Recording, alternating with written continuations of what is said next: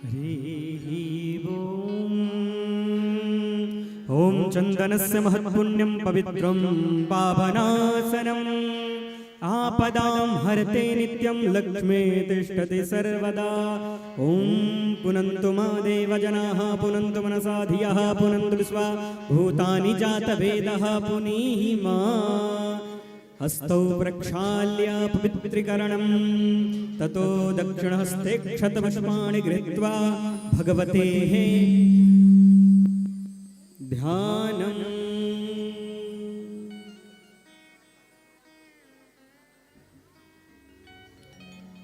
ॐ कृष्णाय वासुदेवाय हरये परमात्मने प्रणतक्लेशनाशाय गोविन्दाय नमो नमः। ॐ पुराणपुरुषोत्तमाय नमो नमः। ध्यानार्थे सर्वोपचारार्थे गन्धाक्षतपुष्पाणि समर्पयामि। प्रणमामि नमस्करोमि नमामि। ततो चन्दनं तुमाङ्गन्धर्वाखनौस्त्वामिन्द्रस्त्वां बृहस्पतिः त्वामोखदेशो मो राजा विद्वानिक्ष्मादमुचियाता पुष्पं पुष्पमालाम् ओखधीः प्रतिमोदध्वं पुष्पवतेः प्रसूवरीः अस्वा इव साजितवरीर्भिरुधः पारश्वाः माल्यादीनि सुगन्धीनि मालित्यादीनि वै प्रभो मया हृतानि पुष्पाणि पूजार्थं प्रतिगृह्यताम्। ॐ भर्वस्व श्री भगवते पुराणपुरुषोत्तमाय नमः। श्री बालकृष्णचरणकमलेभ्यो नमः। पुष्पं पुष्पमालां समर्पयामि। धूपं आघ्रापयामि। मनसः दीपं सन्दर्शयामि। हस्तौ प्रक्षाल्य नैवेद्यम् अन्धस्थान्धो भो भक्षीय महस्तमहो भो भक्षीयोर्स्थोर्जम्बो भक्षीय रायस्वो विस्तरायस्वो खम्बो भक्षीय भक्षभोज्य नैवेद्यं निवेदयामि। पञ्चग्रासमुद्रां प्रदर्शयेत् दक्षिणां प्रदक्षिणां नमस्कारान् समर्पयेत्। प्रणमामि नमस्करोमि नमामि। ततो व्यासदेवी पूजनम् नारायणं नमस्कृत्य नरं चैव नरोत्तमं देवीं सरस्वतीं व्यासं ततो जयमुदीरयेत्। व्यासाय विष्णुरूपाय व्यासरूपाय विष्णवे नमो वै ब्रह्मनिधये वासिष्ठाय नमो नमः। श्री व्यासदेव चरणकमलेभ्यो नमः। श्री शुकदेवाय नमः। श्री भगवते तुलसीदेव्यै नमः। बृहस्पतये नमः। सर्वोपचारार्थे गन्धाक्षतपुष्पाणि समर्पयामि। पुष्पं पुष्पमाल्यां च निवेदयेत्। आप सभी जोरदार तालियां बजाएंगे। व्यास जी को माल्यार्पण हो रहा है। ओम माल्यादीनि सुगंधीनि मालित्यादीनि वै प्रभो मया हृतानि पुष्पाणि पूजार्थं प्रतिगृह्यताम्। ततो वारार्तिक्यम्। आप सभी भगवत श्रद्धालु पुनः खड़े हो जाएंगे। हम सभी खड़े होकर के भगवान की आरती करेंगे। खड़े हो जाएं सब लोग। हरि ओम। अग्निर्देवता वातो देवता सूर्यो देवता चंद्रमा देवता वसवो देवता रुद्रा देवता द्वितीया देवता मरुतो देवता विश्वे देवा देवता बृहस्पतिर्देवतेन्द्रो देवता वरुणो देवता।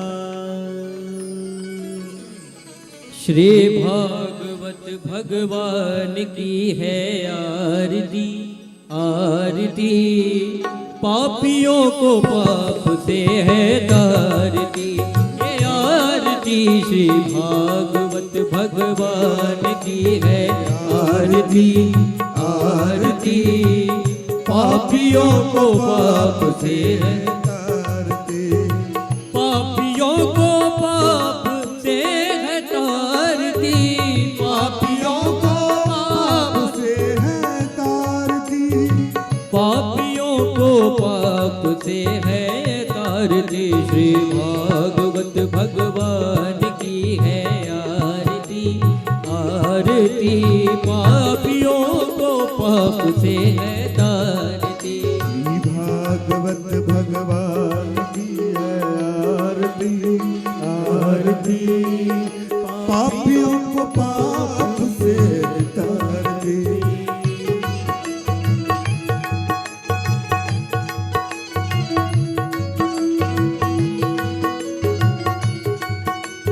जय जय।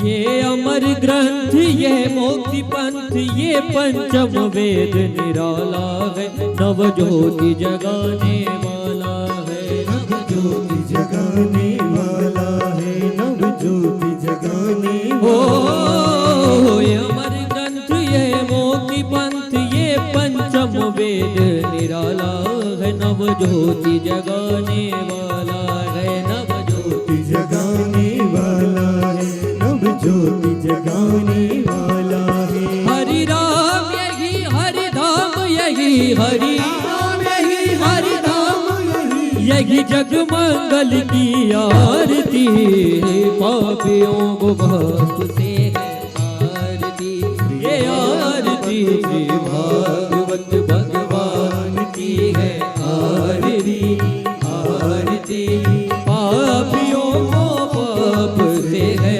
तारती, ये शांति गीत पावन पुनीत पापों को मिटाने वाला है, हरि दर्श दिखाने वाला है, शांत गीत पावन पुनीत पापों को मिटाने वाला है, हरि दर्श दिखाने वाला है।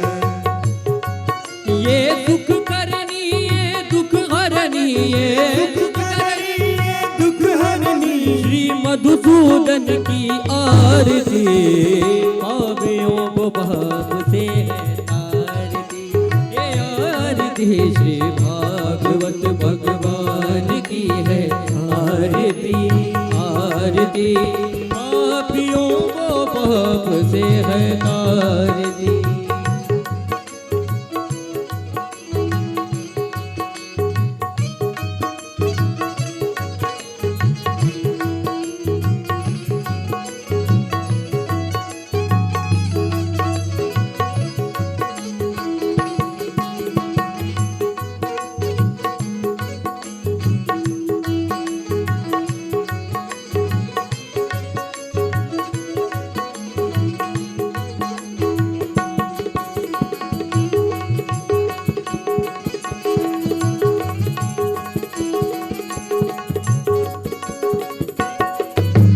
जय जय।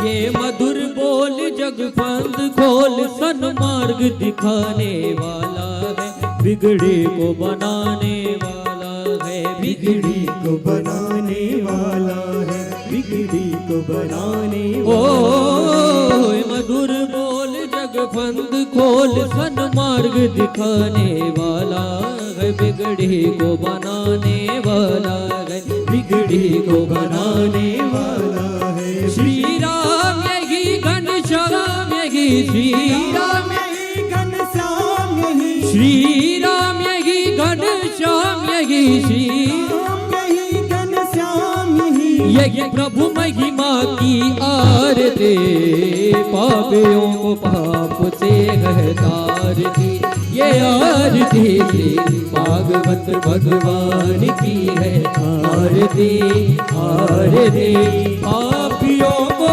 पाप से है तारती, श्री भागवत भगवान की है आरती, आरती पापियों को पाप से है तारती, पापियों को पाप से है तारती, पापियों को पाप से है तारती।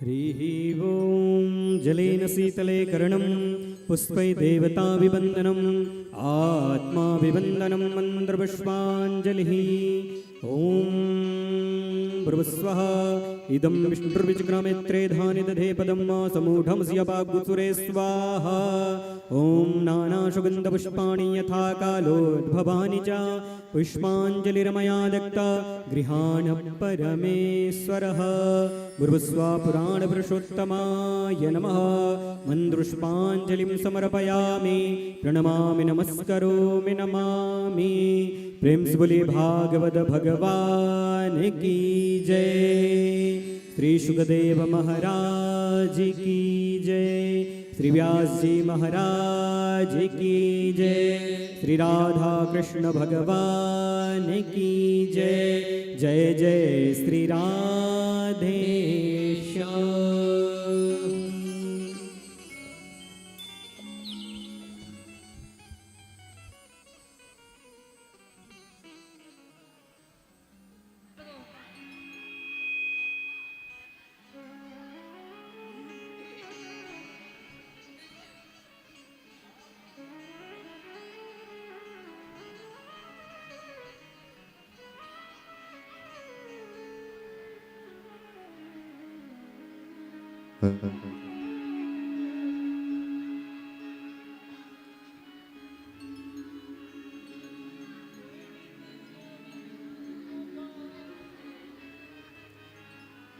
हल हल हल हल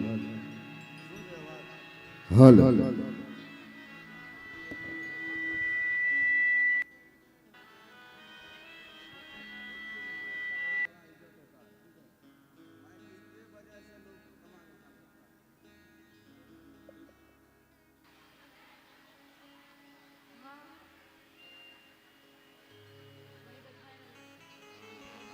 हेलो हेलो ची हेलो हेलो हेलो हेलो ची ची ची ची हेलो हल हेलो हेलो ची ची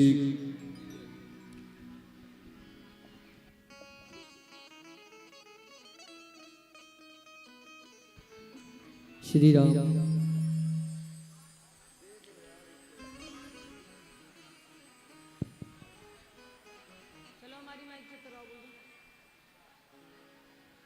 राधे जय जय श्री राधे राधे जय जय श्री राधे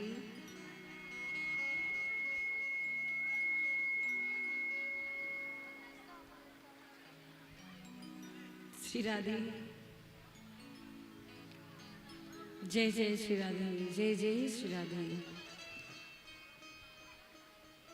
श्री राधे जय जय श्री राधे जय जय श्री राधे जय जय श्री राधे जय जय श्री राधे। शिवम बाबू ऑडियो चेक करिए, आ रही है प्रॉपर? एक मिनट सारा इंस्ट्रूमेंट अलग अलग चेक कर लीजिए, थोड़ा समय लगेगा।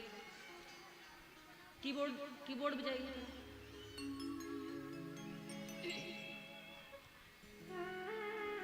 आ रहा है प्रॉपर? तबला देख लीजिए, बेस देख लो, फट तो नहीं रहा है? थोड़ा बेस रखिए, बेस सारा अलग अलग चेक करो।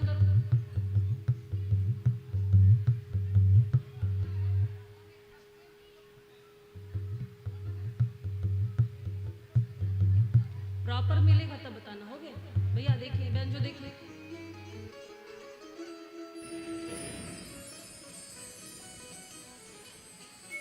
पैड देखिए भैया, पैड चेक कीजिए। आ रहा है सबका? हमारी आवाज आ रही है? चलिए ठीक है। राधे जय जय श्री राधे जय जय श्री राधे जय जय श्री राधे।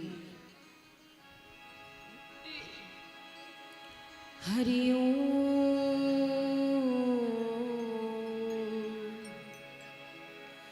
स्वस्ति श्री गणेशाय नमः। श्री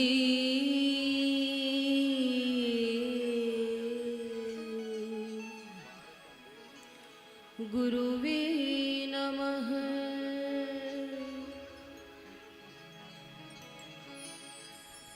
विनायकं गुरुं भानु ब्रह्म विष्णु महेश्वराय सरस्वतीं च प्रणम्यादो सर्वकार्यार्थसिद्धये।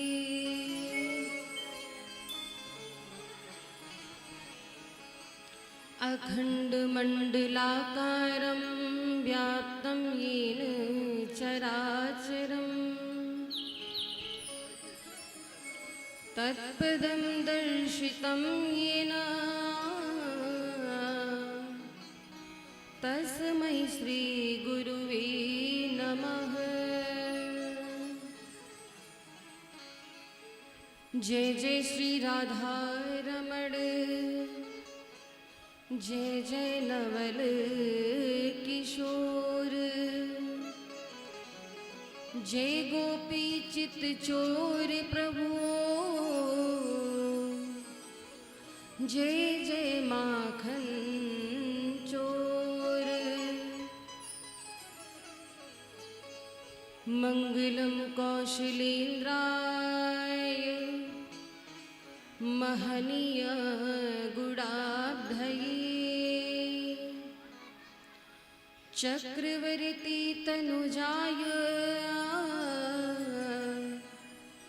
सार्वभौमाय मंगलम्।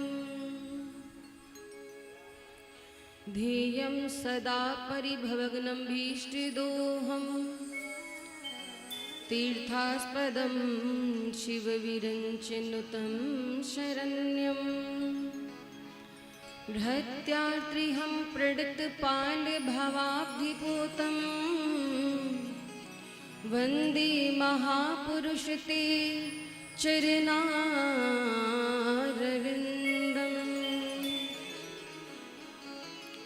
अतुलित बलधामं हेमशैलाभदेहम्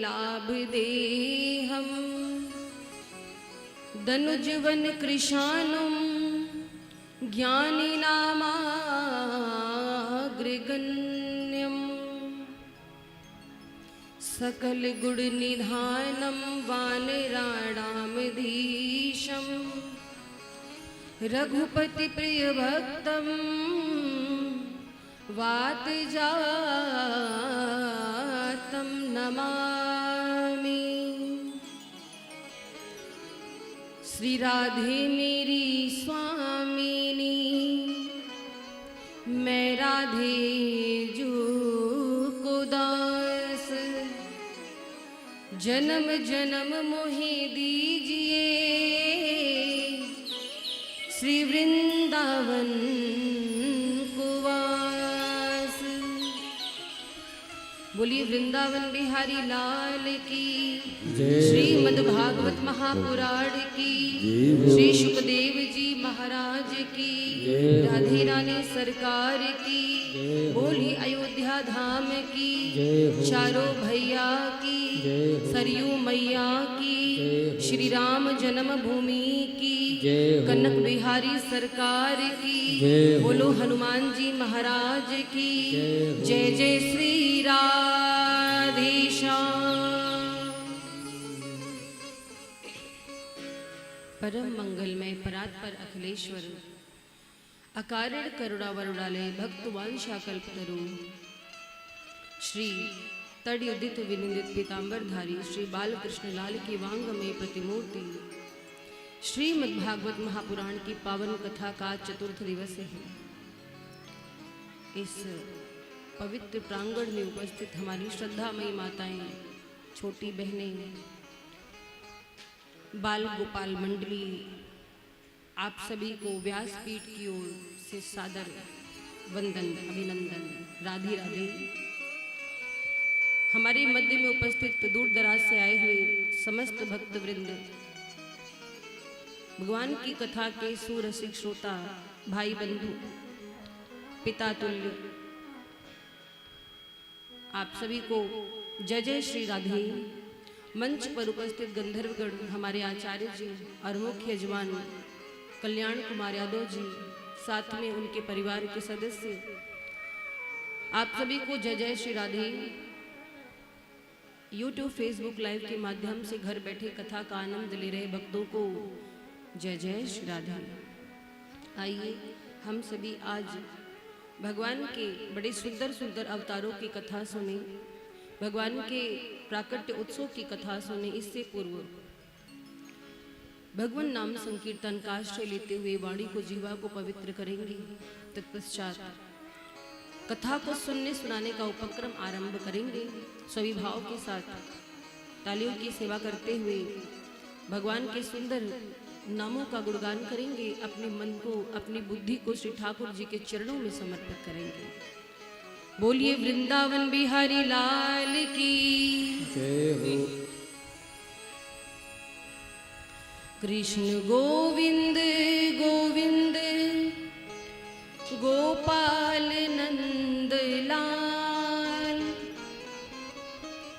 कृष्ण गोविंद गोविंद हे गोपाल नंद लाल, कृष्ण गोविंद गोविंद गोपाल नंद लाल, कृष्ण गोविंद गोविंद हे गोपाल नंद लाल, कृष्ण गोविंद गोविंद गोपाल नंद लाल, कृष्ण गोविंद गोविंद हे गोपाल नंद लाल, कृष्ण गोविंद गोविंद गोपाल नंद लाल, कृष्ण गोविंद गोविंद हे गोपाल नंद लाल। बोलो आप गोविंद हे गोपाल नंद लाल, कृष्ण गोविंद गोविंद हे गोपाल नंद लाल, हे गोविंद नंद लाल, हे गोपाल नंद लाल, हे गोविंद नंद लाल, हे गोपाल नंद लाल, गोविंद नंद लाल, हे गोपाल नंद लाल, गोविंद नंद लाल, गोपाल नंद लाल, कृष्ण गोविंद गोविंद गोपाल नंद लाल, कृष्ण गोविंद गोविंद हे गोपाल नंद लाल, कृष्ण गोविंद गोविंद हे गोपाल नंद लाल, कृष्ण गोविंद गोविंद हे गोपाल नंद लाल। तालियों की सेवा करते हुए जय हो। हरि बोल।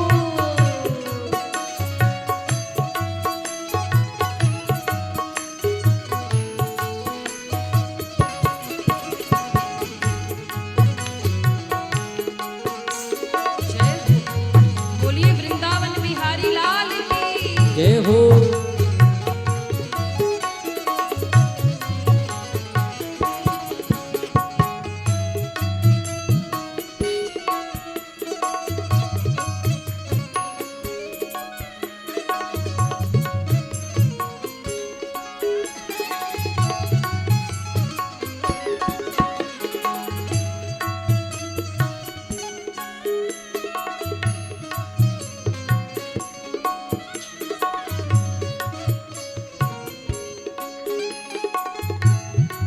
सभी बोलेंगे हे गोविंद नंद लाल, हे गोपाल नंद लाल, हे गोविंद नंद लाल, हे गोपाल नंद लाल, हे गोविंद नंद लाल, हे गोपाल नंद लाल, हे गोविंद गोपाल नंदलाल गोविंद नंदलाल हे गोपाल नंदलाल गोविंद नंदलाल हे गोपाल नंदलाल गोविंद गोविंद गोपाल नंदलाल कृष्ण गोविंद गोविंद हे गोपाल नंदलाल कृष्ण गोविंद गोविंद हे गोपाल नंदलाल कृष्ण गोविंद गोविंद हे गोपाल नंदलाल। दोनों हाथों को उठा करके तालियों की सेवा करते हुए समर्पण भाव से हरि बोल।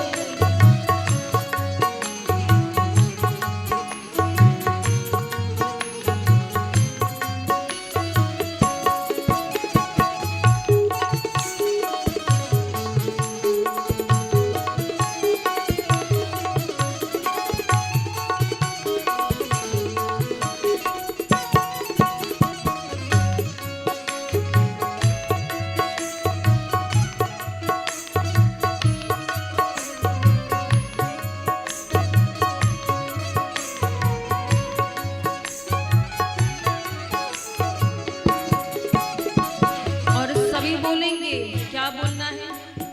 गोविंद मेरो है गोपाल मेरो है गोविंद मेरो है गोपाल मेरो है गोविंद मेरो है गोपाल मेरो है गोविंद मेरो है गोपाल मेरो है श्री बाके बिहारी नंदलाल मेरो है श्री बाके बिहारी नंदलाल मेरो है श्री बाके बिहारी नंदलाल मेरो है श्री बाके बिहारी नंदलाल मेरो है गोविंद मेरो है गोपाल मेरो है गोविंद मेरो है गोपाल मेरो है गोविंद मेरो है गोपाल मेरो है गोविंद मेरो है गोपाल मेरो है गोपाल मेरो है गोपाल मेरो है गोपाल मेरो है गोपाल मेरो है गोपाल मेरो है गोपाल मेरो है गोविंद गोविंद गोपाल नंदलाल कृष्ण गोविंद गोविंद हे गोपाल नंदलाल। बोलिए वृंदावन बिहारी लाल की जय हो। कल आप सभी भक्तों ने भगवान के एक छोटे से भक्त ध्रुव जी की कथा सुनी। किस प्रकार से ध्रुव जी का अटल संकल्प था कि मैं कठोर तपस्या के द्वारा भगवत प्राप्ति करूंगा, और उन्होंने अपने व्रत का, अपने नियम का पालन किया। मात्र 5 वर्ष की उम्र में भगवत प्राप्ति की है ध्रुव जी ने। आप सभी ने जड़ भरत जी की कथा सुनी। 3 जन्मों का वर्णन है। जड़ भरत जी ने अपने जीवन के अंत में जिसे याद किया था उसका ही स्वरूप मिला। आगे आपने कथा सुनी पृथु जी महाराज की, और भक्त अजामिल का प्रसंग सुना कि भक्त अजामिल ब्राह्मण था, ब्राह्मण होने के बाद भी उससे अपराध हो गया, और अपराध जब हुआ यम के दूत उसे लेने आए, किंतु पहले भजन किया था। उस भजन के प्रभाव से भगवान ने अपने पार्षदों को भेज करके अपने भक्त अजामिल की रक्षा की। कल चर्चा भई थी भगवान के नरसिंह अवतार की, किस प्रकार से भगवान ने भक्त प्रहलाद के लिए नरसिंह अवतार धारण किया। देखिए,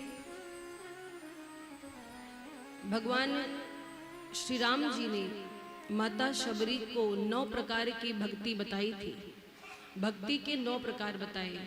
और श्रीमद् भागवत महापुराण में प्रहलाद जी भी कहते हैं कि भक्ति के 9 प्रकार हैं, श्रवणम कीर्तनम विष्णु स्मरणम पाद सेवनम। अच्छा, ये नवधा भक्ति क्या है महाराज? भक्ति के 9 प्रकार हैं, आप उनमें से किसी का भी पालन करके भगवत प्राप्ति कर सकते हैं। कौन कौन सी भक्ति है? मानस में कहा गया है, प्रथम भगति संतन कर संगा, दूसर रति मम कथा प्रसंगा।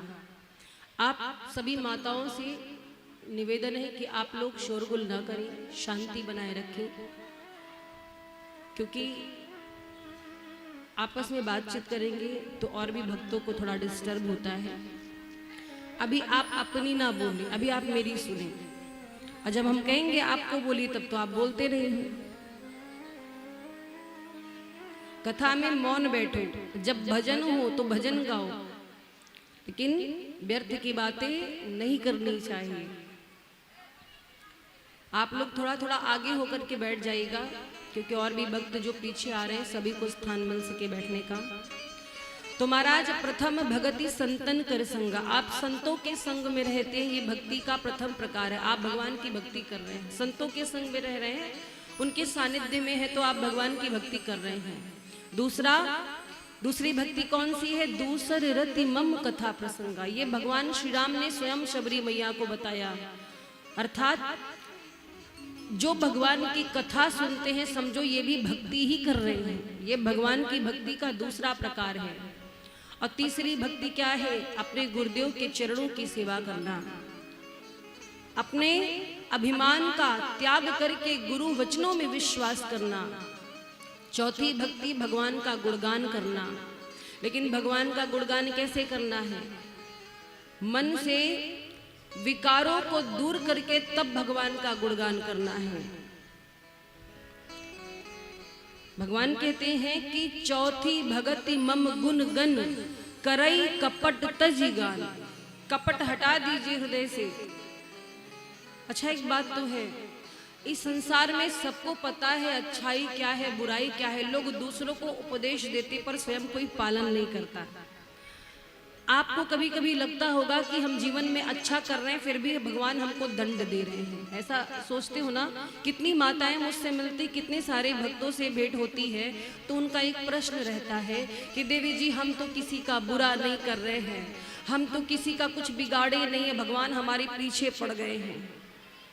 कल चर्चा वही थी, भगवान किसी को दुख नहीं देते हैं। ध्यान से सुनिएगा, भगवान किसी को दुख नहीं देते, क्योंकि भगवान कौन है? सच्चिदानंद है, भगवान आनंद स्वरूप है, और जिसके पास जो होता है वही देता है।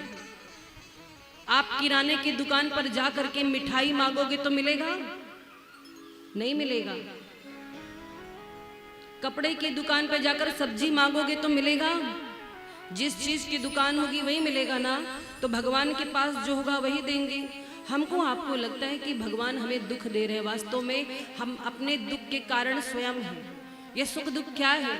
जब हमारे मन का होता है, जब सारे कार्य हमारे अनुकूल होते हैं तो हमें लगता है कि हम सुख में हैं, और जब कुछ हमारे अनुकूल नहीं होता है, हमारे सोच के विपरीत होता है, हम लोगों से आशा लगाते हैं, वो आशा टूट जाता है, तब हमें लगता है कि हमें दुख हो रहा है। वास्तव में सुख दुख अपने मन की उपज है। भगवान किसी को कष्ट दे ही नहीं सकते। लोग कहते हैं हमने किसी का क्या बिगाड़ा है। आपको पता है, जरूरी नहीं है कि आप किसी का मर्डर कर दो तभी अपराध हो, आप किसी के घर चोरी कर लो तभी अपराध हो। अरे ऐसे कुछ अपराध है जो आप दिन रात करते रहते हैं, और वो अपराध कौन से हैं? मानसिक अपराध। मानसिक अपराध, अगर कोई व्यक्ति गंगा जी में खड़ा होकर कसम खाए कि मैं नहीं करता, तो मैं मान नहीं सकती। झूठ बोलना, ऐसे तो झूठ नहीं बोलना चाहिए, पर कुछ स्थानों पर झूठ बोला जाता है। शादी विवाह में या किसी को बचाना है तो उसके बचाने के लिए लोग झूठ बोल देते हैं। रिश्तों में दरार आ रही तो लोग झूठ बोल देते हैं। तो कुछ जगह झूठ बोलो, वहां पाप नहीं लगता, पर किसी का बुरा करने के लिए, किसी को झूठे फंसाने के लिए, किसी को बदनाम करने के लिए अगर झूठ बोला जा रहा है तो महापाप है। मानसिक पाप क्या है? आप मन से किसी से जल रहे हो, किसी से ईर्ष्या कर रहे हो, किसी की तरक्की देख करके आपको जलन हो रही है, ये भी अपराध है। ये बहुत गलत बात है।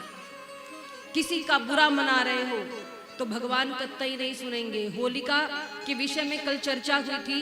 प्रहलाद की बुआ जी, उन्हें वरदान था क्या कि वो कभी भी जलेगी नहीं, लेकिन वो वरदान क्यों मिला था? आत्मरक्षा के लिए मिला था कि आपको कभी अग्नि जला नहीं सकती। पर होलिका क्यों जल गई वरदान मिलने के बाद भी? क्योंकि किसी का बुरा चाहा। वो वरदान आत्मरक्षा के लिए मिला था, ना कि किसी का बुरा करने के लिए। होलिका स्वयं अग्नि में बैठती तो न जलती, पर उसने क्या किया? भगवान के भोले भाले भक्त को गोद में लेकर बैठी और उसे जलाने का प्रयास किया। वो भगत तो बच गया भगवान की कृपा से, पर होलिका स्वयं जलकर राख हो गई। यही इस संसार का नियम है। आप जितना दूसरों का बुरा चाहते हो उतना ही आपका बुरा होगा। हाँ, अगर किसी ने आपके साथ गलत किया है, उसकी शिकायत ईश्वर से करिए, उसका बुरा मत मांगिए। वो बुरा है तो उसे खुद ही दंड मिलेगा, आप अपने मुख से मत कहिए, क्योंकि जो सबका पालन कर रहा है सब कुछ देख रहा है। आप ये मत सोचो वो देख नहीं रहा है। कहते ना, भगवान के घर देर है पर अंधेर नहीं है।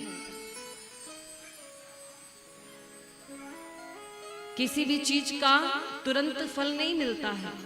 बुरा करो चाहे अच्छा करो, समय लगता है। तो अगर कोई बुरा कर रहा है तो करने दो। आप केवल ईश्वर से कहो कि प्रभु इसने गलत किया है, आप देखना, आप देखना इसे, मैं कुछ नहीं जानता या मैं कुछ नहीं जानती।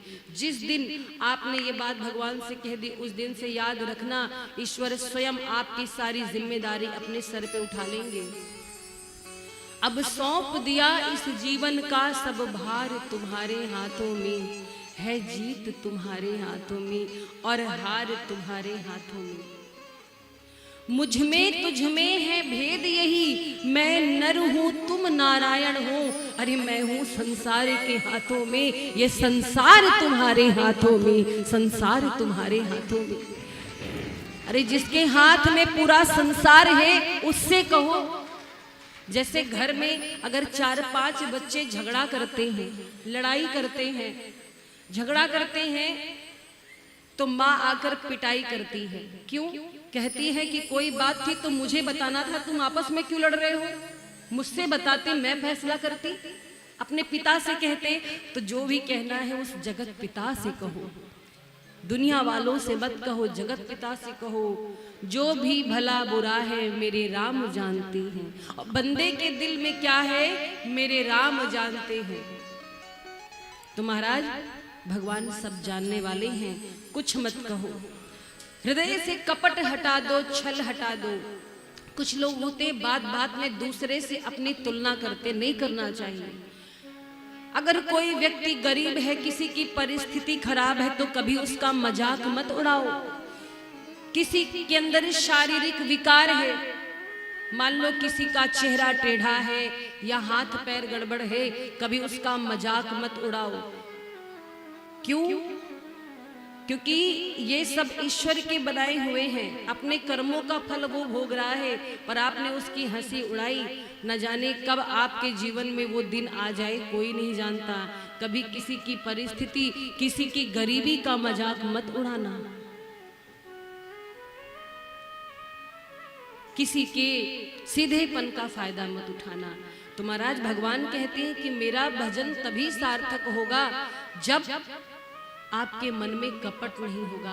और छल कपट भरा है, खूब कथा सुनो, खूब कीर्तन करो, लेके माला 24 घंटे बैठे रहो, कोई कल्याण नहीं होगा। आज एक बात लिख लेना, ऐसे करते रहो भजन, 10 घंटे पूजा करो, कोई फल मिलने वाला नहीं है, कोई फल नहीं मिलेगा। फल तब मिलेगा जब हृदय स्वच्छ होगा, हृदय शुद्ध होगा। तो महाराज भगवान की भक्ति करो, पर हृदय से विकारों को दूर करके, और मंत्र जाप मम दृढ़ विश्वासा। आपको गुरु जी ने कोई मंत्र दिया है या आपने किसी को गुरु मान लिया है, गुरु के वचनों का, गुरु के दिए हुए मंत्रों का पालन करिए, नाम जप में विश्वास रखिए। जीवन में कष्ट आए तो भी आज नहीं, कल, कल नहीं, परसों भगवान सुनेंगे, मेरी भगवान सुनेंगे अवश्य, ये भाव होना चाहिए। और महाराज स्वभावशील होना चाहिए, सुशील होना चाहिए। सज्जनों का धर्म क्या है? अपने मन कर्म वचन से किसी का बुरा ना करना। काम बहुत अच्छे करते हो, वाणी ही बड़ी दूषित है तो ये पाप है। कुछ लोग होते बात बात में गाली देने की आदत होती है। आपको पता है गाली देने से क्या होता है? गाली देने से बुध ग्रह खराब होता है, घर में गरीबी आती है, घर में कलेश तो होता ही है, लेकिन लक्ष्मी रूठ जाती है उस घर से। सब कुछ होते हुए भी सब कुछ गड़बड़ ही होता है, शांति नहीं होती, इसलिए गाली भी नहीं देना चाहिए। कुछ लोग बात बात पे गाली देते हैं, कुछ लोगों की आदत होती है छोटी छोटी बात पर दूसरों को गाली देते हैं, तो कभी भी गाली मुख से नहीं निकालना चाहिए, ये सज्जनों का धर्म नहीं है। वाणी पर संयम होना चाहिए, वाणी पर नियंत्रण रखो। आपकी वाणी, भगवान का नाम जपने वाली जो वाणी होती, वो किसी को अभद्र शब्द नहीं कहती है। ये विश्वास रखो कि हम भगवान के भक्त हैं, हमारे मन कर्म वचन तीनों से कुछ गड़बड़ ना होने पाए। तो केवल स्वभाव अच्छा मत करो, वाणी को भी अच्छा करो, व्यवहार भी अच्छा करो। और महाराज सातम असम मोहि मैं जग देखा, यानी जो भागवत गोस्वामी तुलसीदास जी कथा, श्री राम मैं सब जग जानी, करहूं प्रणाम जोरी जुग पानी। सब में ईश्वर के दर्शन करो। जैसे कुछ लोग होते ना कि दूसरों की परेशानी सुनते तो हंसते हैं, अरे अब उसके स्थान पे स्वयं को रख कर देखो। तो किसी से घृणा मत करो, ये सोचो कि ये जगत भगवान का बनाया हुआ है। हम कौन होते हैं किसी से जलने वाले, किसी से घृणा करने वाले? सब ईश्वर के बनाए हुए हैं। जितने दिन है अच्छे से जीवन गुजर जाए, ना किसी का बुरा करें, ना किसी से ईर्ष्या करें, ना किसी से द्वेष करें, हर किसी का सम्मान करो। अगर कोई आपको नहीं पसंद है मत बात करो, पर किसी की बुराई मत करो। उससे रास्ता भले अलग कर लो, पर झगड़ा मत करो, उसे भला बुरा मत कहो। और महाराज संतों पर विश्वास हो, गुरु के वचनों में विश्वास हो, संतों पर विश्वास हो। आठम जथा लाभ संतोषा, भगवान ने जो दिया है, जितना दिया उसमें खुश रहना सीखिए। जैसे कुछ लोग होते ना, किसी के यहाँ खूब कमाई आ रही, कहते हैं क्या, अरे पक्का नंबर 2 की कमाई आ रही होगी, इतना पैसा कहाँ से कमा रहा है, जरूर कोई काला काम कर रहा है।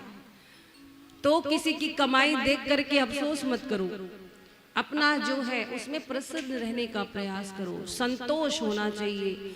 और सपने हूं नहीं देखे पर दोषा, किसी के दोष की गणना ना करिए। और सबसे अच्छी भक्ति जानते हो क्या है? नवम भक्ति सरल। जीवन में आप भंडारे मत करो, दान पुण्य मत करो, एक भी पैसा मत खर्च करो, किसी की सेवा ना करो, कुछ मत करो। अगर आपने अपना स्वभाव सरल बना लिया तो ये सबसे बड़ी भक्ति है भगवान की। सरल होने का मतलब जानते हैं? सरल किसे कहते हैं?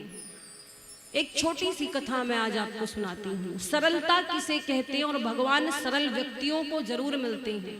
कोई पढ़ा लिखा है, नहीं पढ़ा लिखा है, ईश्वर को इससे नहीं मतलब। भगवान आपका हृदय देखते कितना सरल है, ये कितना सरल व्यक्ति है। एक बार की बात है, एक व्यक्ति था, सरल बहुत था, कोई काम धाम नहीं करता था। तो लोग उसको देखना भी नहीं चाहते, घर में ताने मारते हैं, ये आज की सच्चाई है। तो रोटी भी उसी को मिलती, सम्मान भी उसी को मिलता है जो धन कमाता है, जिससे 2 पैसे का लाभ होता है। तो क्या हुआ कि घर वालों ने उसे घर से भगा दिया कि तुम कुछ करते धरते नहीं हो, खाली बैठ करके 4 टाइम भोजन करते हो, घर का अनाज खत्म करते हो, न घर के बिजनेस में किसी काम में हाथ बटाते हो, भाग जाओ। अब वो बेचारा घर से भगा दिया गया, घर से भगा दिया गया। आया कुछ दूर पे तो उसने एक मंदिर देखा। एक मंदिर था, एक बहुत सुंदर आश्रम था गुरु जी का। और वो जो गुरु जी थे उस आश्रम में बड़े हृष्ट पुष्ट थे, खाए पिए तगड़े। उसने सोचा कि ये गुरु जी कितने मोटे हैं, कितने हृष्ट पुष्ट हैं, खाते खूब होंगे, यहाँ खाने को मिलता होगा। गया, जब गुरु जी के निकट पहुंचा, मंदिर के पुजारी के निकट, तो क्या देखा कि 2-4 और शिष्य गुरु जी के आए, वो भी तगड़े। वो बोला कि हमको भी यहीं रहने का जुगाड़ बन जाता तो कितना बढ़िया होता। गया गुरु जी के पास, गुरु जी हमको अपना चेला बना लीजिए। गुरु जी बोले बन जाओ चेला। गुरु जी ने तुलसी माला पहना दी, नामकरण कर दिया। उसने पूछा गुरुजी यहाँ काम क्या करना पड़ेगा? गुरुजी बोले कोई नहीं, मंदिर है, आश्रम है, कुछ करना नहीं है। जब भगवान की आरती हो, भजन हो तो आकर के हाथ जोड़कर खड़े हो जाना। उसने सोचा वाह, यहाँ तो कुछ करना भी नहीं पड़ेगा, वाह बहुत बढ़िया, यही तो जगह हम ढूंढ रहे थे जहाँ कुछ करना ना पड़े। और महाराज फिर उसे याद आया, उसने गुरुजी से कहा कि पंगत की क्या व्यवस्था है? गुरुजी ने कहा आश्रम है, 2 समय पंगत होती है। उसने कहा खाली 2 समय होती है, क्योंकि वो 4 टाइम खाता था। तो बोला गुरुजी बस 2 ही समय? गुरुजी ने कहा अरे भैया तुम 3-4 बार पा लेना बस। हंसने लगा। अब वो खुश हो गया कि चलो यहाँ कुछ करना भी नहीं पड़ेगा, खाने को भी मिलेगा। लेकिन महाराज इस संसार में कहीं भी फ्री का कुछ नहीं मिलता है, फ्री का कुछ नहीं मिलता है। कुछ पाने के लिए कुछ करना पड़ता है। तो एक दिन की बात है, स्नान करके आया, देखा कि आश्रम का जो भंडारा था वो ठंडा था, यानी चूल्हे ठंडे पड़े थे, कुछ बना नहीं था। मंदिर में भगवान को भोग भी नहीं लगा था। आया गुरुजी से पूछा गुरुजी आज भोजन नहीं बना है? गुरुजी बोले बताना भूल गया था मैं, बेटा आज एकादशी है और एकादशी को भोजन करने में अन्न दोष लगता है, इसीलिए आज तो सब निराहार रहेंगे, आज एकादशी का व्रत होगा। उसने कहा गुरुजी आज आपने अगर हमारी एकादशी करवा दी तो हम द्वादशी का मुंह नहीं देख पाएंगे। गुरुजी बोले तब तो बड़ी समस्या है तुम्हारे साथ, बिना भोजन के जीवित नहीं रहोगे? बोला नहीं। गुरुजी बोले अच्छा वैसे तो एकादशी पे भोजन नहीं बनता है, लेकिन बड़ा धर्म संकट है, एक काम करो कुछ सूखी सामग्री राशन दे दे, स्वयं बना पालोगे? उसने कभी भोजन बनाया नहीं था। बोला गुरुजी अब पेट का सवाल है, मेहनत तो करनी पड़ेगी, दे दीजिए। गुरुजी ने एक चेले से कहा भाई ले आओ 1 सेर आटा, उसी हिसाब से सारी सामग्री भोजन की दे दो इसे। सामग्री मिल गई। गुरुजी ने कहा यहाँ से दूर जाके बनाना, यहाँ आश्रम में नहीं बनाना। वो नदी दिखाई दे रही है सामने, हाँ गुरुजी, उसके किनारे एक वृक्ष, उसके नीचे जाकर भोजन बना लो। लेकिन सुनो, भोजन बनाना तो भगवान को भोग जरूर लगाना, क्योंकि प्रसाद बुद्धि से ग्रहण करोगे तो दोष नहीं लगेगा। अच्छा वो व्यक्ति था बड़ा सरल, मन में कोई कपट नहीं था, बड़ा सरल व्यक्ति था। तो महाराज ये सारा सामग्री लेकर पहुंचा, नदी के तट पर एक वृक्ष के नीचे बैठा। अब जैसे भी इससे बन सका, भूख लगी थी जोरों की, सो उल्टा सीधा भोजन बनाया, साग टिक्कड़ बना करके भगवान की प्रतीक्षा करने लगा। उसे लगा कि भगवान सच में आएंगे। गुरुजी ने कहा भगवान को पवा कर तभी भोजन पाना। अब ये बुलाता है भगवान को, भगवान जल्दी आइए, भूख बहुत तेज से लगी। इसको लगा सच में भगवान आएंगे, बड़ा सरल व्यक्ति था। अब ये भगवान को बुला रहा है काफी देर से, आइए प्रभु, पर भगवान आ ही नहीं रहे हैं। बड़ी देर देखता रहा, बोला भगवान जल्दी आइए, भूख बहुत तेज से लगी, अब तो मेरी प्राण निकल जाएंगे, क्या चाहते हो कि आज हमारी एकादशी हो जाए? बड़ी मुश्किल से तो राशन मिला है, बनाए हैं, आओ। और भगवान को बुलाता है। कैसे बुलाया? लगा राम जी को बुलाने, कहता है राजा राम आइए, राजा राम आइए, अपने भोजन का भोग लगाइए। राजा राम आइए, राजा राम आइए, अपने भोजन का भोग लगाइए। ओ अपने भोजन का भोग लगाइए। अपने भोजन का भोग लगाइए। भगवान को बुला रहा है, अच्छा, आप क्या सोच रहे प्रभु जी, आपका स्वागत करें? अरे हमें कुछ ज्ञान नहीं है, मुझे ज्यादा कुछ आता नहीं है। आज रूखी सूखी रोटी यहाँ बनी है, ये मत सोचो कि मंदिर में कुछ मिलेगा, आज वहाँ भी जुगाड़ नहीं है। वहाँ से तो हम ही प्राण बचाकर भाग कर आए हैं।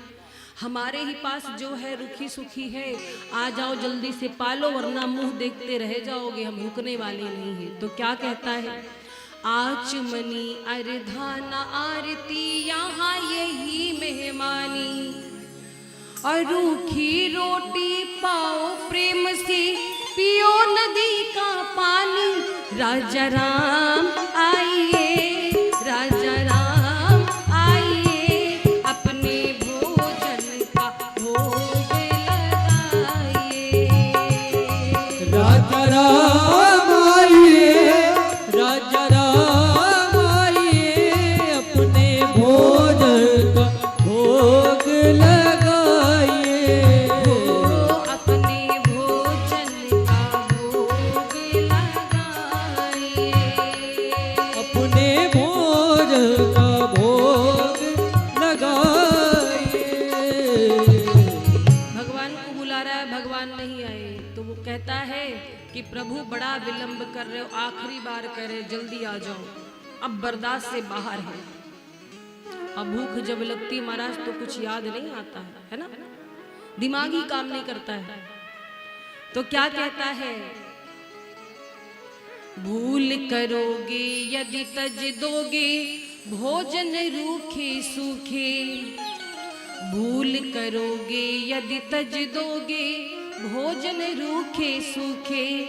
और एकादशी आज मंदिर में बैठे रहोगे भूखे।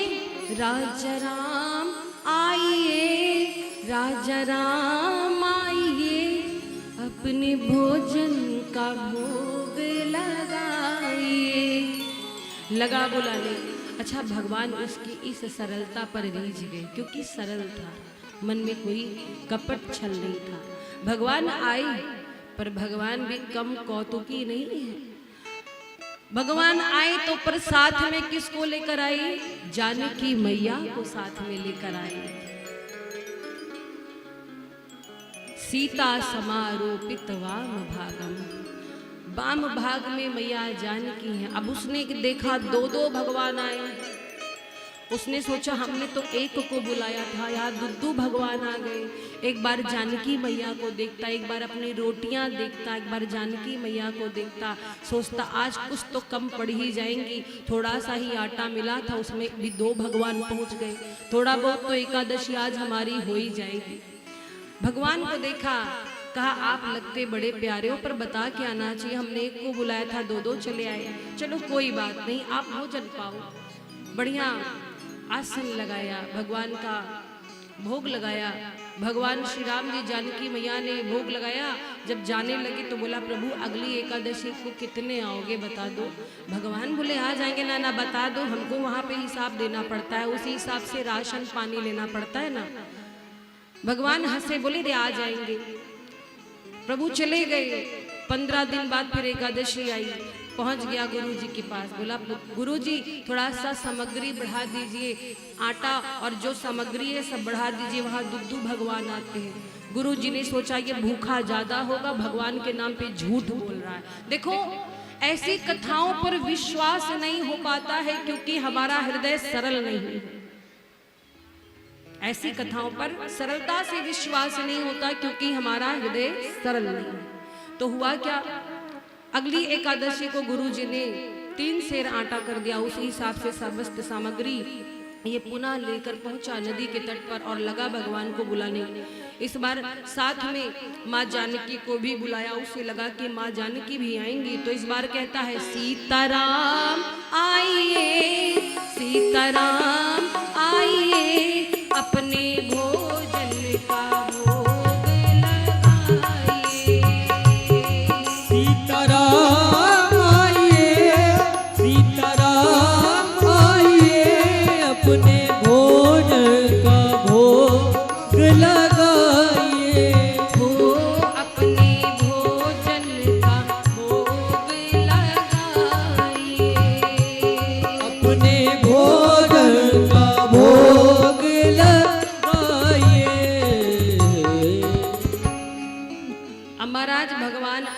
पर इस बार किसको लेके आए? बाई और जानकी मैया, भैया लखन दाहिनी ओर। जो लखन जी को देखा भड़क गया। ये देखो दो भगवान बुलाए तो 3 चले आए। अब क्या करें? लक्ष्मण जी को देखा, भगवान राम से कहता है ये कौन है? राम जी बोले लघु भ्राता है, हमारे भैया लक्ष्मण है। बोला शकल से तो नहीं लग रहे हैं। लक्ष्मण जी कहते पर प्रभु अच्छी जगह ले आए, अच्छी बेइज्जती करा रहे हो हमारी। भगवान श्री राम ने कहा नहीं भैया लक्ष्मण बड़ा सरल भक्त है, हृदय का बड़ा अच्छा है। उस भक्त ने कहा प्रभु एक बात बताओ, एक को बुलाओ 2 आते हैं, 2 को बुलाओ 3 आते हैं, हमने आपका ठेका लिया कि आपके पूरे खानदान का। भैया लक्ष्मण कहते प्रभु ये क्या सुनना पड़ रहा है? राम जी कहते कोई बात नहीं, ये बड़ा सरल भक्त है। राम जी मुस्कुराए, बोले अरे भोजन नहीं पवाओगे? बोला आप लगते बड़े प्यारे हो, लेकिन बता कर आना चाहिए ना, हमको लगता है थोड़ा बहुत तो भूखे हम रह ही जाएंगे। चलो कोई बात नहीं, आए हो तो पाओ, लेकिन बता के आना चाहिए। गलत बात है प्रभु, आप बिना बताए टपक पड़ते। एक को कहो तो 2 आते, 2 को कहो तो 3 आते हैं। भोजन पवाया, आसन लगा करके बड़े प्रेम से, आंखों में आंसू आ गए। बोला आप तीनों लगते बड़े प्यारे हो, लेकिन अगली एकादशी को कितने आओगे? अभी से पक्का तय करके जाओ। भगवान बोले आ जाएंगे। नहीं नहीं प्रभु बता के जाओ। भगवान ने कहा आ जाएंगे ना, काहे परेशान हो?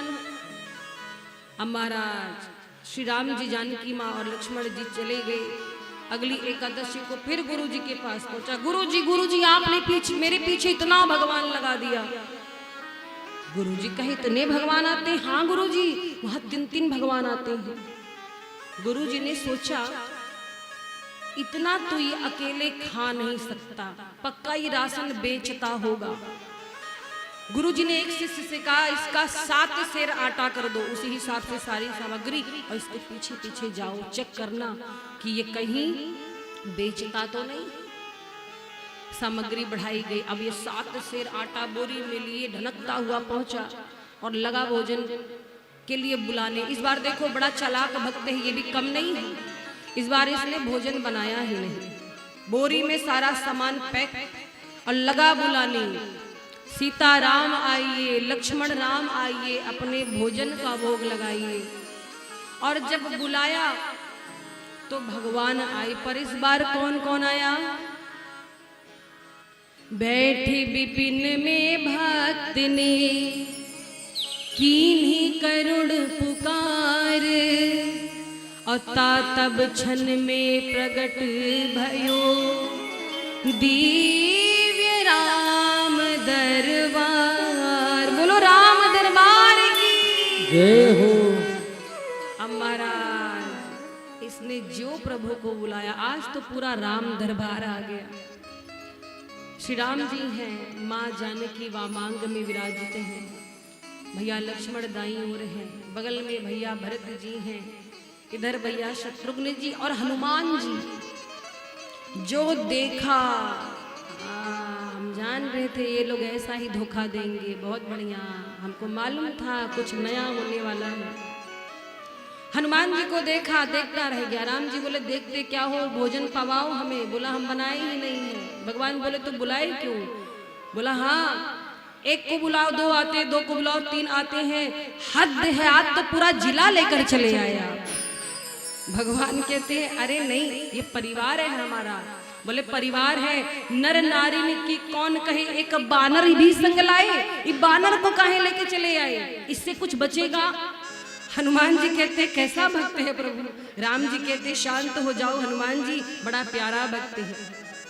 भगवान कहते चलो भोजन पवाओ हमें। बोला हमने बनाया नहीं है, हमको मालूम था कुछ नया होगा, ये रखा है सामान, पूरा परिवार उपस्थित हो, अब बनाओ और पाओ। राम जी कहते हैं सुन रहे हो लक्ष्मण जी, अब भक्त का आदेश हुआ है भोजन बनाने का, जुट जाओ अपने अपने काम में। आज राम दरबार रसोई में उपस्थित होकर भोजन बना रहा है। आहा, अरे प्रबल प्रेम के पाले पड़कर प्रभु को नियम बदलते देखा, अपना मान टले टल जाए पर भक्त का मान ना टलते देखा। आज राम दरबार उपस्थित है और क्या हुआ? भैया भरत जी बैठे भंडारे में, विश्व भरन पोषण कर जोई, ताकर नाम भरत अस होई। श्री भरत जी भंडारे बनाने लगे। श्री भरत जी भंडारे बनाने लगे। चुनकर लकड़ी लखन लाने लगे। चुनकर लकड़ी लखन लाने लगे। श्री भरत जी भंडारे बनाने लगे। श्री भरत जी भंडारे बनाने लगे। भैया भरत जी भंडार बना रहे हैं, भैया लक्ष्मण चुन चुन करके लकड़ियां ला रहे हैं। हनुमान जी को कौन सी ड्यूटी मिली? हनुमान जी को ड्यूटी कौन सी मिली? पूछते पूछ से आंजनेय चौका को। पूछते पूछ से आंजनेय चौका को और हाथों से पोछा लगाने लगे। हाथों से पोछा लगाने लगे। श्री भरत जी भंडारे बनाने लगे। श्री भरत जी भंडारे बनाने लगे। और महाराज सभी ने अपनी अपनी ड्यूटी संभाली। माँ जानकी रसोई में बैठी हैं और इधर भैया शत्रुघ्न जी क्या करने लगे? भैया शत्रुघ्न जी साग भाजी अमनिया कर रहे हैं। साग भाजी अमनिया कराने लगे। साग भाजी अमनिया कराने लगे। श्री भरत जी भंडारे बनाने लगे। श्री भरत जी भंडारे बनाने लगे। आज पूरा राम दरबार सेवा में जुटा है, भोजन बना रहा है। जानकी मैया जैसी रसोई में विराजमान हुई, चूल्हे के पास बैठी जितने संसार के संत ऋषि महात्मा अमलात्मा बिमलात्मा जपी तपी सन्यासी हैं, सबने नेत्र बंद की। आज साक्षात माँ अन्नपूर्णा विराजमान है रसोई में। सब माँ के हाथों का प्रसाद पाने के लिए दौड़ पड़े। मैया हमें भी, मैया हमें भी, सब दौड़ दौड़ कर आने लगे। ये बेचारा भगत आंख बंद कर बैठा है। किसी ने पूछा तुमने आंख क्यों बंद किया है? बोला मिलना है नहीं, फायदा क्या है? जो थोड़ा बहुत मिलता ये साधु सन्यासी भी चले आए, अब तो एकदम नहीं मिलेगा। हमको पता है आज तो हमारी पूरी एकादशी हो जाएगी। जिसका डर था वही हुआ। अच्छी समस्या आई, इतने भगवान हमारे पीछे हमारे गुरु जी ने लगा दिए। तब तक गुरुदेव आए। गुरुदेव कहते क्या कर रहे हो यहाँ बैठकर? बोला अच्छा हुआ गुरुजी आ गए, देखो कितने सारे भगवान हमारे पीछे लग गए। गुरुजी बोले कितने सारे? हमें तो एक भी नहीं दिख रहे। रोने लगा। बोला राम जी हमारे गुरुजी को दिख जाओ वरना उन्हें लगेगा ये सब हम ही खाते हैं सारा रासायनिक, तो पूरा परिवार भोजन करोगे, ऊपर से बदनाम हम होंगे। हमारे गुरुजी को दिख जाओ। राम जी ने कहा आपके गुरुजी को नहीं दिख सकते। बोला प्रभु हम तो मूर्ख हैं, हम पढ़े लिखे नहीं हैं, हमें कुछ ज्ञान नहीं है। हमारे गुरुजी बहुत विद्वान हैं, वेद शास्त्र के ज्ञानी हैं। राम जी कहते हैं वो ज्ञानी तो हैं पर उनका हृदय सरल नहीं है, इसलिए हम उन्हें दिख नहीं सकते। रोते रोते गुरुजी से बोला गुरुजी प्रभु कह रहे हैं कि वो आपको नहीं दिखेंगे क्योंकि आपका हृदय सरल नहीं है। आज गुरुदेव की आंखों में आंसू आ गए, झरझर झरझर आंसू बहने लगे, पश्चाताप के आंसू। और जब पश्चाताप के आंसू बहे गुरुदेव आज अपने शिष्य के चरणों पर गिर पड़े। एक बात याद रखना महाराज, लाख वेद पढ़ लो, लाख ज्ञानी हो जाओ, अगर हृदय साफ नहीं है दूसरों के लिए दया नहीं है, दूसरों की भावना आप नहीं समझते तो सारा ज्ञान बेकार है। क्योंकि पोथी पढ़ पढ़ जग मुआ, पंडित भया ना कोई। पोथी पढ़ पढ़ जग मुआ, पंडित भया ना कोई। और 2.5 अक्षर प्रेम के, जो पढ़े सो पंडित होए, जो पढ़े सो पंडित होए। आप किसी से प्रेम कर बैठे, वो प्रेम यदि सच्चा है तो आप विद्वान हैं। किसी से का मतलब इस संसार से नहीं, अगर भगवान के भक्तों से प्रेम कर लिया, संतों से, संतों के चरणों में आपका विश्वास हो गया, प्रेम हो गया, गुरु के वचनों में प्रेम हो गया, भगवान की भक्ति से प्रेम हो गया, तो फिर आपको वेद शास्त्र पढ़ने की कोई जरूरत नहीं है। तो आज गुरु जी को अपनी गलती का एहसास हुआ, शिष्य के चरण पकड़ लिए, तब प्रभु श्री राम जी ने प्रकट होकर गुरु जी को दर्शन दिया। तो महाराज कथा कहती है कि जीवन में भगवान की भक्ति आपसे नहीं हो पा रहा है, नाम जप नहीं हो पा रहा है, आप नियम नहीं कर पा रहे, कोई बात नहीं, बस सरल हो जाओ। नवम भक्ति क्या है? सरल। नवम सरल सब सन छल हीना, मम भरोस ही हर्ष न देना। तो ये नवधा भक्ति जिसमें सबसे अच्छी और सबसे सरल भक्ति है सरल हो जाना, पर जीवन में सबसे कठिन कार्य है सरल हो जाना। प्रेम से बोलो राधे राधे। तो महाराज आगे श्री सुखदेव जी महाराज परीक्षित जी को कथा सुनाते हैं अष्टम स्कंध की। अष्टम स्कंध में मनवंतरों की चर्चा की गई है और चाक्षुष मनवंतर में एक बार भगवान ने हरि अवतार धारण किया। क्यों किया? गज का उद्धार करने के लिए। कथा आती है कि एक बार की बात है, एक हाथी था, अपने पूरे परिवार के साथ सरोवर में स्नान करने गया। देखो भागवत में जितने भी प्रसंग है, जो भी उपाख्यान है, यदि आप ध्यान से सुने तो हम सभी जीवों की कथा है। ये जो गजग्राह की कथा सुनाई गई है, सुखदेव जी ने परीक्षित जी को सुनाई है, ये वास्तव में हम सभी जीवों की कथा है। कैसे? एक गज अपने परिवार के साथ सरोवर तट पर स्नान करने गया, गर्मी से तप्त होकर, और जब सरोवर में गया स्नान करने के लिए परिवार के साथ, तो जल क्रीड़ा करने लगा। सूंड में जल भर भर के एक दूसरे पर लोग फेंकने लगे, क्रीड़ा करने लगे। उस क्रीड़ा के समय पूरा परिवार ऐसा मगन हुआ कि उसी सरोवर में एक ग्राह यानी मगरमच्छ बैठा था, और उस मगरमच्छ ने उस गजराज के पांव पकड़ लिए। गज को लगा किसी ने मेरा पांव पकड़ा है, खींच रहा है। जब नीचे देखा तो ग्राह था मगरमच्छ। उस समय हाथी को लगा कि मैं इतना विशाल शरीर वाला हूँ, ये ग्राह मेरा क्या बिगाड़ लेगा? कुछ नहीं बिगाड़ पाएगा, ये तो तुच्छ जीव है। और अपनी मस्ती में मस्त रहा परिवार के साथ। धीरे धीरे धीरे धीरे ग्राह ने गज के चरणों को पकड़कर जोर से नदी के अंदर खींचना आरंभ किया, और जो गज था उसका शरीर धीरे धीरे पानी के अंदर जाने लगा। जब अंदर जाने लगा तो उसे क्या लगा? गज ने तब भी ध्यान नहीं दिया, उसे लगा हमारे अपने हमारे साथ है, हमारा क्या बिगड़ेगा। अब ये कथा हम सभी जीवों की कैसे हुई समझना।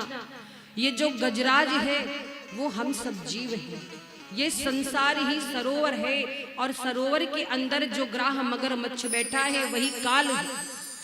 हम अपने भौतिक सुखों में ऐसे प्रसन्न रहते हैं कि कब काल आता है हमारे पांव पकड़ लेता है, हम जान नहीं पाते। और काल जब आता है तो संकेत देता है। किसी की मृत्यु जल्दी नहीं होती है, पहले कुछ संकेत होता है, कोई ना कोई बहाना होता है। कभी इंसान बीमारी से मर जाता है, ज्यादातर वृद्धावस्था ही मृत्यु का संकेत है काल का। काल आने से पहले मनुष्य के बाल पका देता है, आंखों को कमजोर करता है, घुटनों को कमजोर करता है, दांतों को कमजोर करता है, लेकिन जीव समझ नहीं पाता। उसे लगता है ये हमारे अपने हमारे साथ है, हमारा क्या बिगड़ेगा। लेकिन महाराज एक समय ऐसा आता है जब दुनिया में कोई साथ नहीं देता है। यही गज के साथ हुआ। जब गजराज पानी के अंदर डूबने लगा, कंठ तक पानी आ गया, तो अपने परिवार के लोगों से कहा कि मेरी रक्षा करो, मुझे बचाओ। हथनी और उसके बच्चों ने गजराज को बाहर निकालने का बहुत प्रयास किया पर निकाल नहीं पाए। तो क्या कहा कि अब हम तुम्हारे भरोसे यहाँ बैठे थोड़ी रहेंगे, शाम हो गया है, अब हम अपने अपने घर जा रहे हैं। बच्चे और पत्नी भी छोड़कर चले गए उस गजराज को। तब आज उसे वैराग्य हुआ, तब उसे याद आया कि इसी परिवार के लिए मैंने अपना पूरा जीवन गंवा दिया। जब मेरे पास बल था तो मेरा परिवार पीछे पीछे मेरे चलता था। आज मेरा जीवन संकट में आया तो मेरे परिवार के ही लोग छोड़कर जा रहे हैं। और ये सच्चाई है। जीवन में कभी कभी ऐसे बीमारी हो जाती है जो ठीक नहीं हो पाती है। बिस्तर पर जब इंसान पड़ जाता है तो घर के लोग ही सेवा करते करते इतना थक जाते, कहते भगवान इनको उठा लो, छुट्टी मिली। बात सच है कि नहीं, बोलो।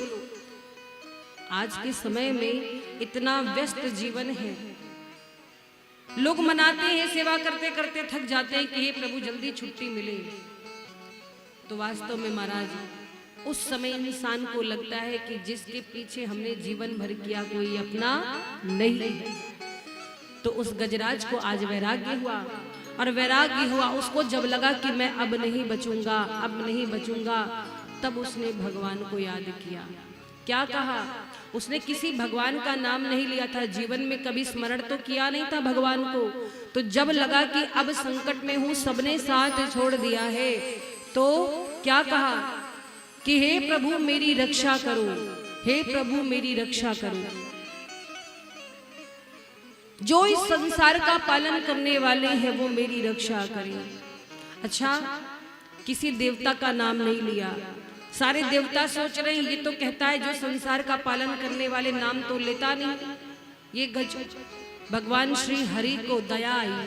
श्री हरि ने सोचा ये नाम किसी का ले या ना ले इससे मतलब नहीं, अभी इसकी रक्षा करनी चाहिए क्योंकि बच्चा तो अपना है। भाई प्रत्येक जीव ईश्वर के बच्चे के समान है, वो कोई भी हो, चाहे मनुष्य हो चाहे पशु हो, सब ईश्वर की ही देन है। तो भगवान ने क्या किया? भगवान आए हरि अवतार धारण करके और गरुड़ पर आरूढ़ होकर आए। और जब गरुड़ पर आरूढ़ देखा तो गजराज ने अपने सूंड से एक कमल का पुष्प तोड़ा और कमल का पुष्प तोड़ करके स्तुति गाई है। ओम नमो भगवते तस्मै यत एतच्चिदात्मकं पुरुषाय दिबीजाय परेशाय भी धीमहि। और महाराज गजराज ने भगवान को प्रणाम किया है। भगवान आए, और जब भगवान आए तो क्या किया? उस गजराज को पकड़कर भगवान ने इतनी जोर से खींचा कि गज के साथ साथ वो मगरमच्छ जो बैठा था ग्राह जल में वो भी बाहर आ गया। और जैसे बाहर आया तो भगवान ने क्या किया? उस मगरमच्छ का, उस ग्राह का शीश अपने सुदर्शन से काट गिराया। बोलिए हरि भगवान की। वास्तव में ये गज और ग्राह कौन थे? गंधर्व थे। इन्हें शाप मिला था कि ये पशु योनि में चले जाएं। तो भगवान ने उद्धार सबसे पहले किसका किया? ग्राह का किया। जैसे ही ग्राह का शीश काटा है मगरमच्छ का, उस मगरमच्छ के अंदर से एक दिव्य पुरुष प्रकट हुआ और भगवान को प्रणाम किया कि हे प्रभु आज आपने मेरा उद्धार कर दिया, मुझे मगरमच्छ के शरीर से मुक्ति दी। अच्छा देखो, भगवान ने पहले ग्राह का उद्धार किया, बाद में गजराज का उद्धार किया। क्यों? बुलाया तो गजराज ने था, पर भगवान ने पहले मगरमच्छ का उद्धार किया। क्यों किया? मानो भगवान कहना चाहते हैं कि जो मुझे याद करता है, जो मेरा भक्त है, मैं उसका उद्धार तो करूंगा ही करूंगा, उस पर कृपा करूंगा ही करूंगा, लेकिन सबसे पहले मैं उस पर कृपा करूंगा जो मेरे भक्तों के चरण को पकड़ लेंगे। मैं अपने भक्तों का तो उद्धार करूंगा, पर भक्त के पांव जो पकड़ते हैं सबसे पहले उनका उद्धार करूंगा। जो संतों के चरण पकड़ेंगे उनका उद्धार करूंगा। जो गुरुओं के चरण पकड़ेंगे मैं पहले उनका उद्धार करूंगा, उन पर कृपा करूंगा। तो ऐसे भगवान दयावान हैं, गज और ग्राह का उद्धार किया है। और महाराज निकलेगा तेरी भक्ति का परिणाम, तेरे घर भी आएंगे घनश्याम। निकलेगा तेरी भक्ति का परिणाम, तेरे घर भी आएंगे घनश्याम। बस याद कर फरियाद कर, बस याद कर फरियाद कर, ना तू जीवन बर्बाद कर, ना तू जीवन बर्बाद कर। बीते दिन लौट न आएंगे, राधे राधे बोल श्याम आएंगे, आएंगे श्याम आएंगे, राधे राधे बोल श्याम आएंगे, आएंगे श्याम आएंगे, राधे राधे बोल श्याम आएंगे, आएंगे श्याम आएंगे, राधे राधे बोल श्याम आएंगे, आएंगे श्याम आएंगे। राजाओं की सेवा करते हुए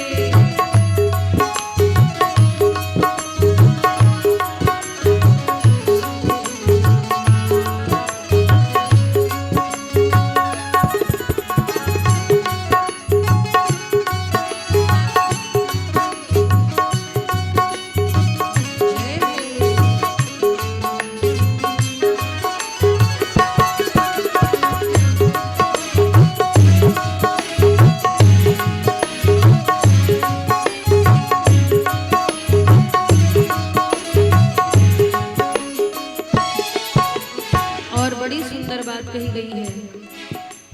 लाखों में किसी एक को चुनते हैं, अंदर की आवाज को सुनते हैं। लाखों में किसी एक को चुनते हैं, उनकी आवाज को सुनते हैं। लाखों में किसी एक को चुनते हैं, अंदर की आवाज को सुनते हैं। लाखों में किसी एक को चुनते हैं, अंदर की आवाज को सुनते हैं।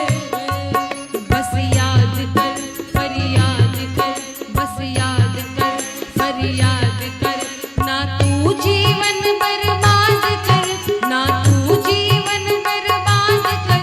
बीते दिन लौट न आएंगे, राधे राधे बोल श्याम आएंगे, आएंगे श्याम आएंगे, राधे राधे बोल श्याम आएंगे, आएंगे श्याम आएंगे, राधे राधे बोल श्याम आएंगे, आएंगे श्याम आएंगे, राधे राधे बोल श्याम आएंगे, आएंगे श्याम आएंगे। और महाराज भगवान आते हैं, जरूर आते हैं, पर भाव सच्चा होना चाहिए। इसीलिए दोनों हाथों को उठाएंगे सभी और विश्वास के साथ कहेंगे मिलकर, राधे राधे बोल श्याम आएंगे, आएंगे श्याम आएंगे, राधे राधे बोल श्याम आएंगे, बोलो आएंगे श्याम आएंगे, राधे राधे बोल श्याम आएंगे, आएंगे श्याम आएंगे, राधे राधे बोल श्याम आएंगे, आएंगे श्याम आएंगे, आएंगे श्याम आएंगे, आएंगे श्याम आएंगे, आएंगे श्याम आएंगे। राधे राधे बोल श्याम आएंगे, आएंगे श्याम आएंगे। बोली वृंदावन बिहारी लाल की। आचार्य सुखदेव जी हरि अवतार की कथा सुनाते हैं परीक्षित जी को। परीक्षित जी सुखदेव जी से प्रश्न करते कि गुरु जी एक बात बताइए, एक बार भगवान ने वामन रूप लेकर राजा बलि से 3 पग भूमि मांगी थी, इसके पीछे कथा क्या है? आखिर भगवान को 3 पग भूमि क्यों मांगनी पड़ी थी, मैं जानना चाहता हूँ। अरे जो पूरे संसार के मालिक हैं उनको मांगने की आवश्यकता क्या पड़ गई। और गुरुदेव भगवान के विषय में बताइए कि विष्णु भगवान को लक्ष्मी जी कैसे प्राप्त हुई, उनका विवाह कैसे हुआ, मैं जानना चाहता हूँ। तो आचार्य शुकदेव जी कहते हैं कि परीक्षित जी, एक बार की बात है, इंद्रदेव अपने ऐरावत पर बैठ करके कहीं जा रहे थे। सामने से दुर्वासा ऋषि जी आ रहे थे। दुर्वासा ऋषि जी को देखा है इंद्रदेव ने। और महाराज ये कथा विष्णु पुराण में वर्णित है। तो दुर्वासा जी ने इंद्रदेव को सम्मान पूर्वक एक प्रसादी दी, माला। इंद्रदेव के गले में फूलों की माला दुर्वासा ऋषि ने पहना दी। इंद्रदेव ने क्या किया, तुरंत वो माला गले से उतारी, अपने ऐरावत को पहना दिया। अब ऐरावत क्या जाने, ऐरावत ने सोड़ से माला को उतारा और तोड़ दिया। बात समझ में आई। दुर्वासा ऋषि ने जो माला इंद्रदेव को पहनाई, इंद्रदेव ने अपने गले से तुरंत उतार दी। और जब तुरंत उतार दी माला तो वो माला ऐरावत के गले में डाल दिया। कोई संत अगर आपको प्रसादी दे रहा है तो उसका सम्मान करना चाहिए। इंद्रदेव ने आज एक संत का, एक ऋषि का अपमान किया है। गले में माला थोड़ी देर पहने रहते तो क्या चला जाता, लेकिन कुछ लोग खुद को बड़ा सर्वश्रेष्ठ दिखाते हैं। माला पहनाओ तो तुरंत गले से निकाल देते हैं, मानो हम बड़े वीवीआईपी हैं। अरे किसी ने प्रेम से आपको कुछ दिया है, 2-4 मिनट गले की शोभा बढ़ने दो, उसका भी दिल खुश रहेगा। और किसी ने कुछ दिया तुरंत उतार कर फेंक दोगे, कितना बुरा लगेगा सामने वाले को, वो भी संत का अपमान। दुर्वासा ऋषि जी ने क्या कहा, इंद्रदेव के इस कार्य पर बड़े दुखी हुए और शाप दे दिया। क्रोध में आकर बोले, जाओ इंद्र, तुमने मेरा अपमान किया है, मेरी दी हुई प्रसादी का अपमान किया है। आज मैं शाप देता हूं, जितने देवता हैं सब श्रीहीन हो जाएं। देखो, श्री का अर्थ होता है लक्ष्मी, पर यहाँ श्री का अर्थ बल से है। जैसे दुर्वासा जी ने कहा कि सारे देवता श्रीहीन हो जाए, बलहीन हो जाए, शक्तिहीन हो जाए, और दुर्वासा ऋषि क्रोध में चले गए। अब तो इंद्रदेव बड़े दुखी हुए, सारे देवता कमजोर हो गए, क्योंकि ऋषि ने शाप दिया। इसलिए कहते संतों का अपमान नहीं करना चाहिए।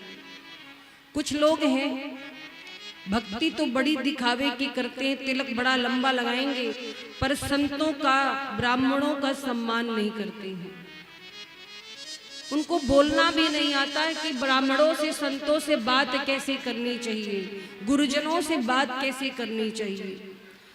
लेकिन उसमें दोष उनका नहीं होता है, जिसका जैसा संस्कार होता है उसकी वैसी वाणी होती है।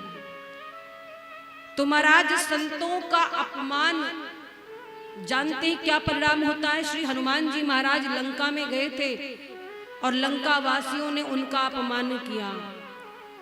परिणाम क्या हुआ, साधु अवज्ञा कर फल ऐसा, जरई नगर अनाथ कर जैसा। पूरी लंका धू धू करके जलने लगी। संत का, श्री हनुमान जी का अपमान किया है लंका वासियों ने। इसीलिए कहते हैं ऋषियों का, संतों का अपमान मत करो। आप सम्मान नहीं दे सकते, मत दो, पर कम से कम मन कर्म वाणी से उनका अपमान तो मत करो। कहीं कहीं गांवों में मैंने देखा है, जिन्हें ज्ञान नहीं, जो धर्म से जुड़े नहीं, जो नास्तिक है, वही ऐसा करते हैं। भक्त तो ऐसा कर ही नहीं सकते। तो लोग मजा बहुत लेते हैं। अरे बाबा जी आए, बाबा जी आए, बाबा हमको अयोध्या ले चलोगे। अभी जाने की बारी आए तो प्राण सूख जाएगा। घर से वैराग्य लेना इतना आसान नहीं होता महाराज, कहना जितना आसान होता है। जरा साधुओं का जीवन जीना पड़े तो समझ में आएगा। तो इसीलिए कभी किसी संत का उपहास ना करें, उसको बुरे शब्द ना कहें, उसकी दी हुई प्रसादी का अपमान नहीं करना चाहिए। आज इंद्रदेव को शाप मिला और इंद्रदेव बड़े दुखी हुए। ये बात पता चल गई राक्षसों को, दैत्यों को पता चल गई कि इंद्रदेव को दुर्वासा जी ने शाप दिया है। और महाराज फिर क्या था, दैत्यों को लगा ये बहुत अच्छा अवसर है, लाभ उठाया जाए। तो क्या किया, स्वर्ग पे आक्रमण कर दिया।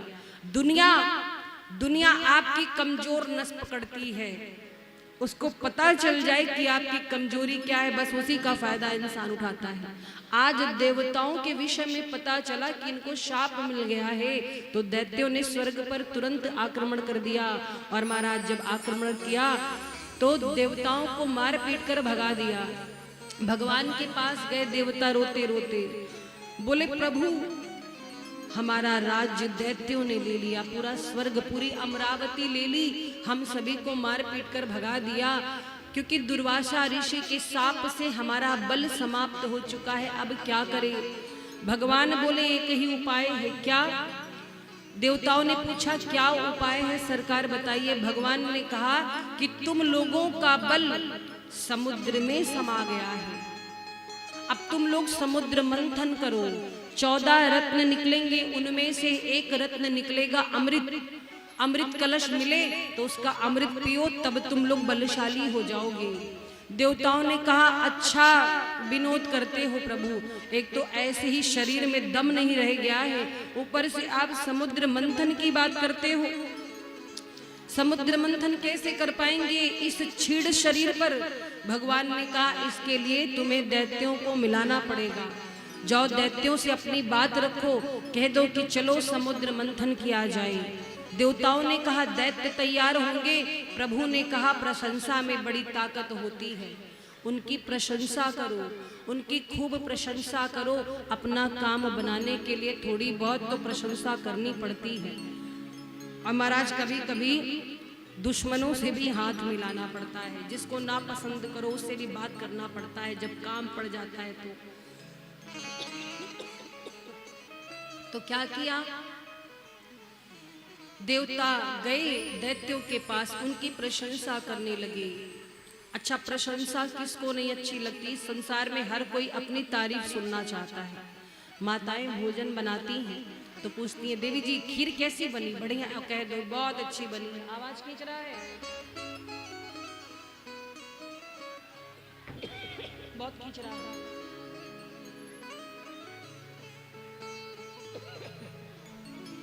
राधे राधे, और बढ़ाइए।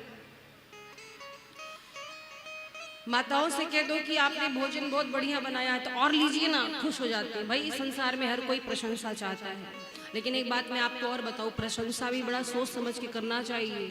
एक बार की बात है, पति पत्नी दोनों थे, दोनों में झगड़ा खूब होता था। तो पति पत्नी में खूब झगड़ा हो। एक दिन की बात है, पत्नी पति से बोली कि तुम हमेशा झगड़ते रहते हो, मेरे तो कर्म फूट गए।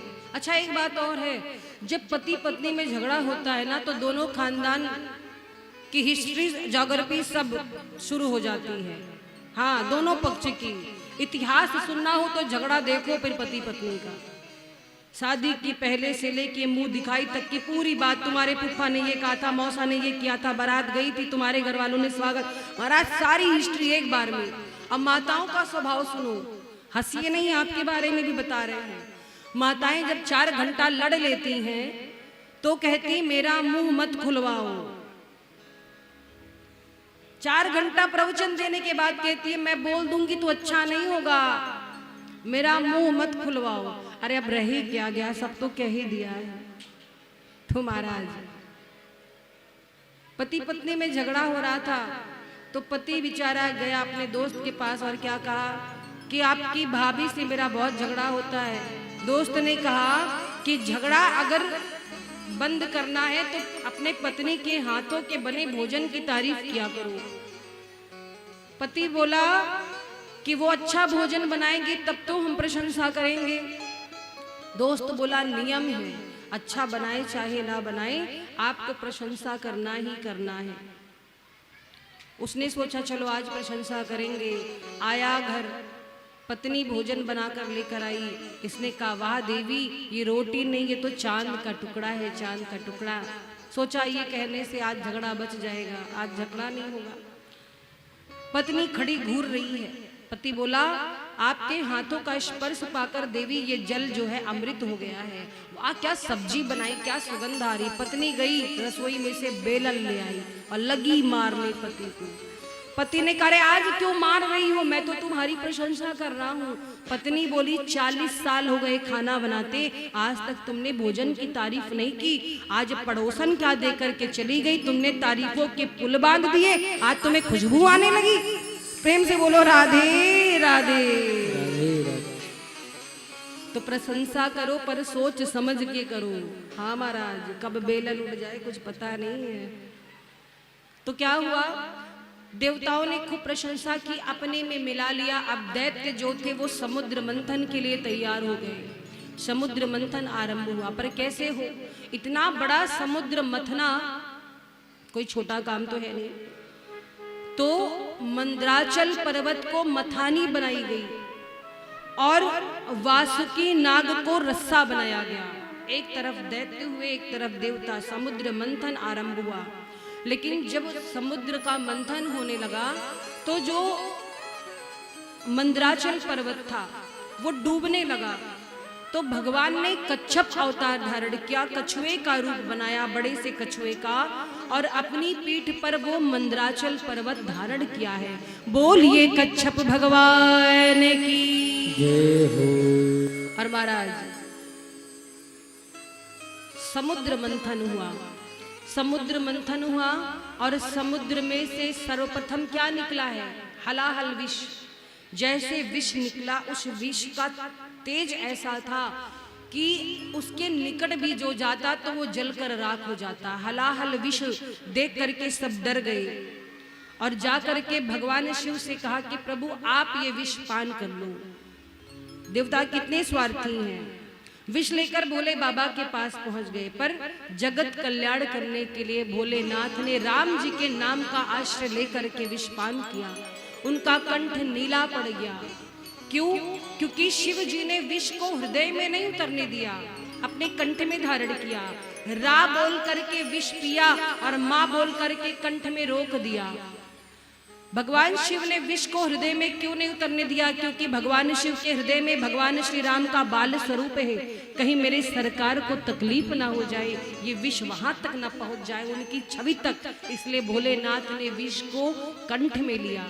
बोलिए नीलकंठ भगवान की जय हो। बोलो शंकर भगवान की जय हो। शिव जी ने विष पान किया है। और महाराज इसके पश्चात कामधेनु गाय निकली, उसे ऋषियों ने ले लिया। उच्चई श्रवा घोड़ा निकला, जिसे दैत्यराज बलि ने रख लिया। ऐरावत हाथी इंद्रदेव ने लिया। कौस्तुभ मणि 5वें क्रम पर निकली, जिसे भगवान विष्णु ने अपने गले में धारण किया है। कल्प वृक्ष निकला, उसे स्वर्ग में लाया गया, देवताओं ने स्वर्ग में स्थापित कर दिया। तत्पश्चात अप्सरा निकली रंभा, वो भी स्वर्ग को गई। और महाराज इसी समुद्र मंथन से माँ लक्ष्मी का प्रादुर्भाव हुआ। लक्ष्मी मैया समुद्र मंथन से निकली। माँ लक्ष्मी का स्वरूप इतना सुंदर था कि उनको देखते ही सब विवाह के लिए लालायित हो गए। सारे देवता झगड़ने लगे, हम विवाह करेंगे, हम विवाह करेंगे। पर भगवान विष्णु एक कोने में खड़े थे, वो लक्ष्मी जी के पीछे नहीं भाग रहे थे। तो लक्ष्मी मैया को ये बात बड़ी अच्छी लगी कि सब तो आपस में मेरे लिए लड़ रहे, पर एक है जो शांत मौन खड़ी हैं।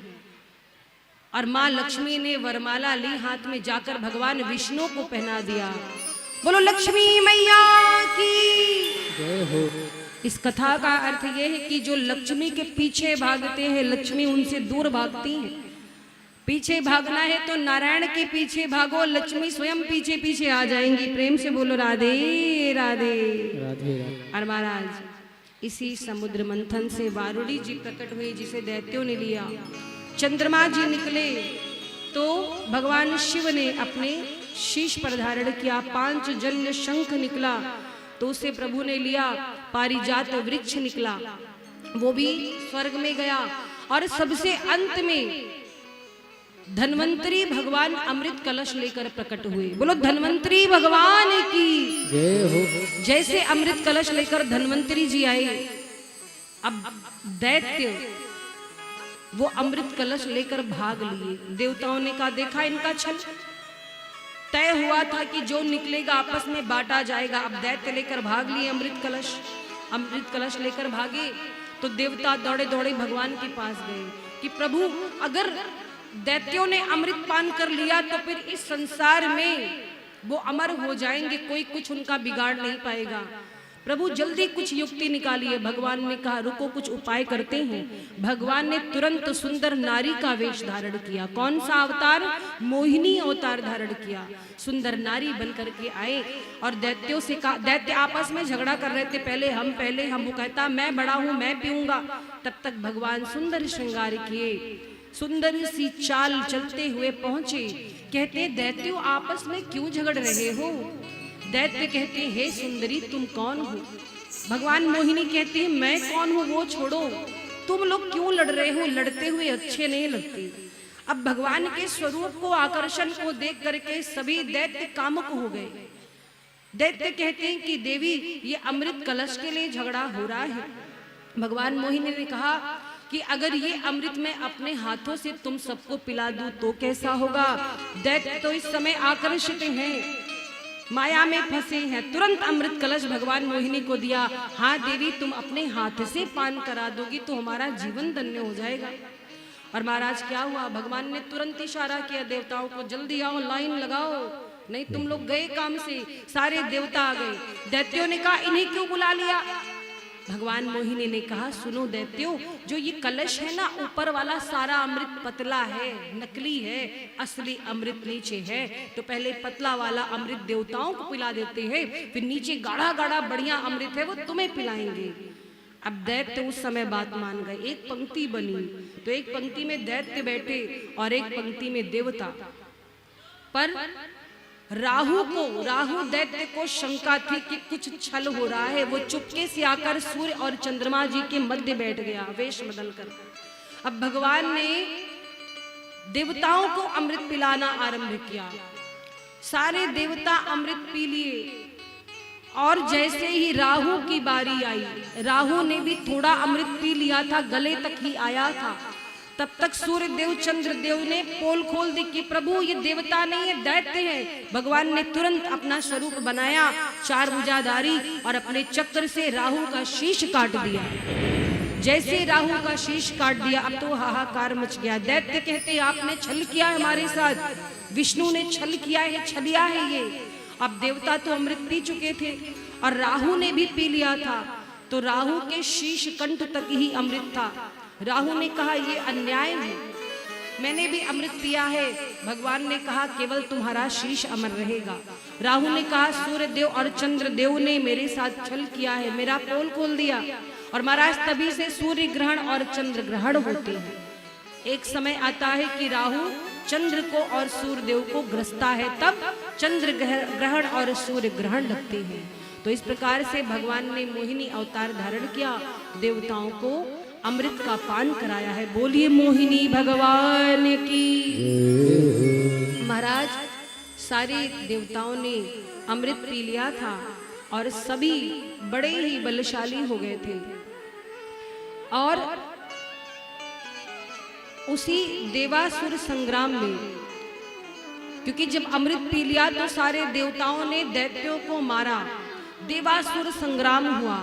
और जब देवासुर संग्राम हुआ तो उसमें राजा बलि जो था उसकी मृत्यु हो गई।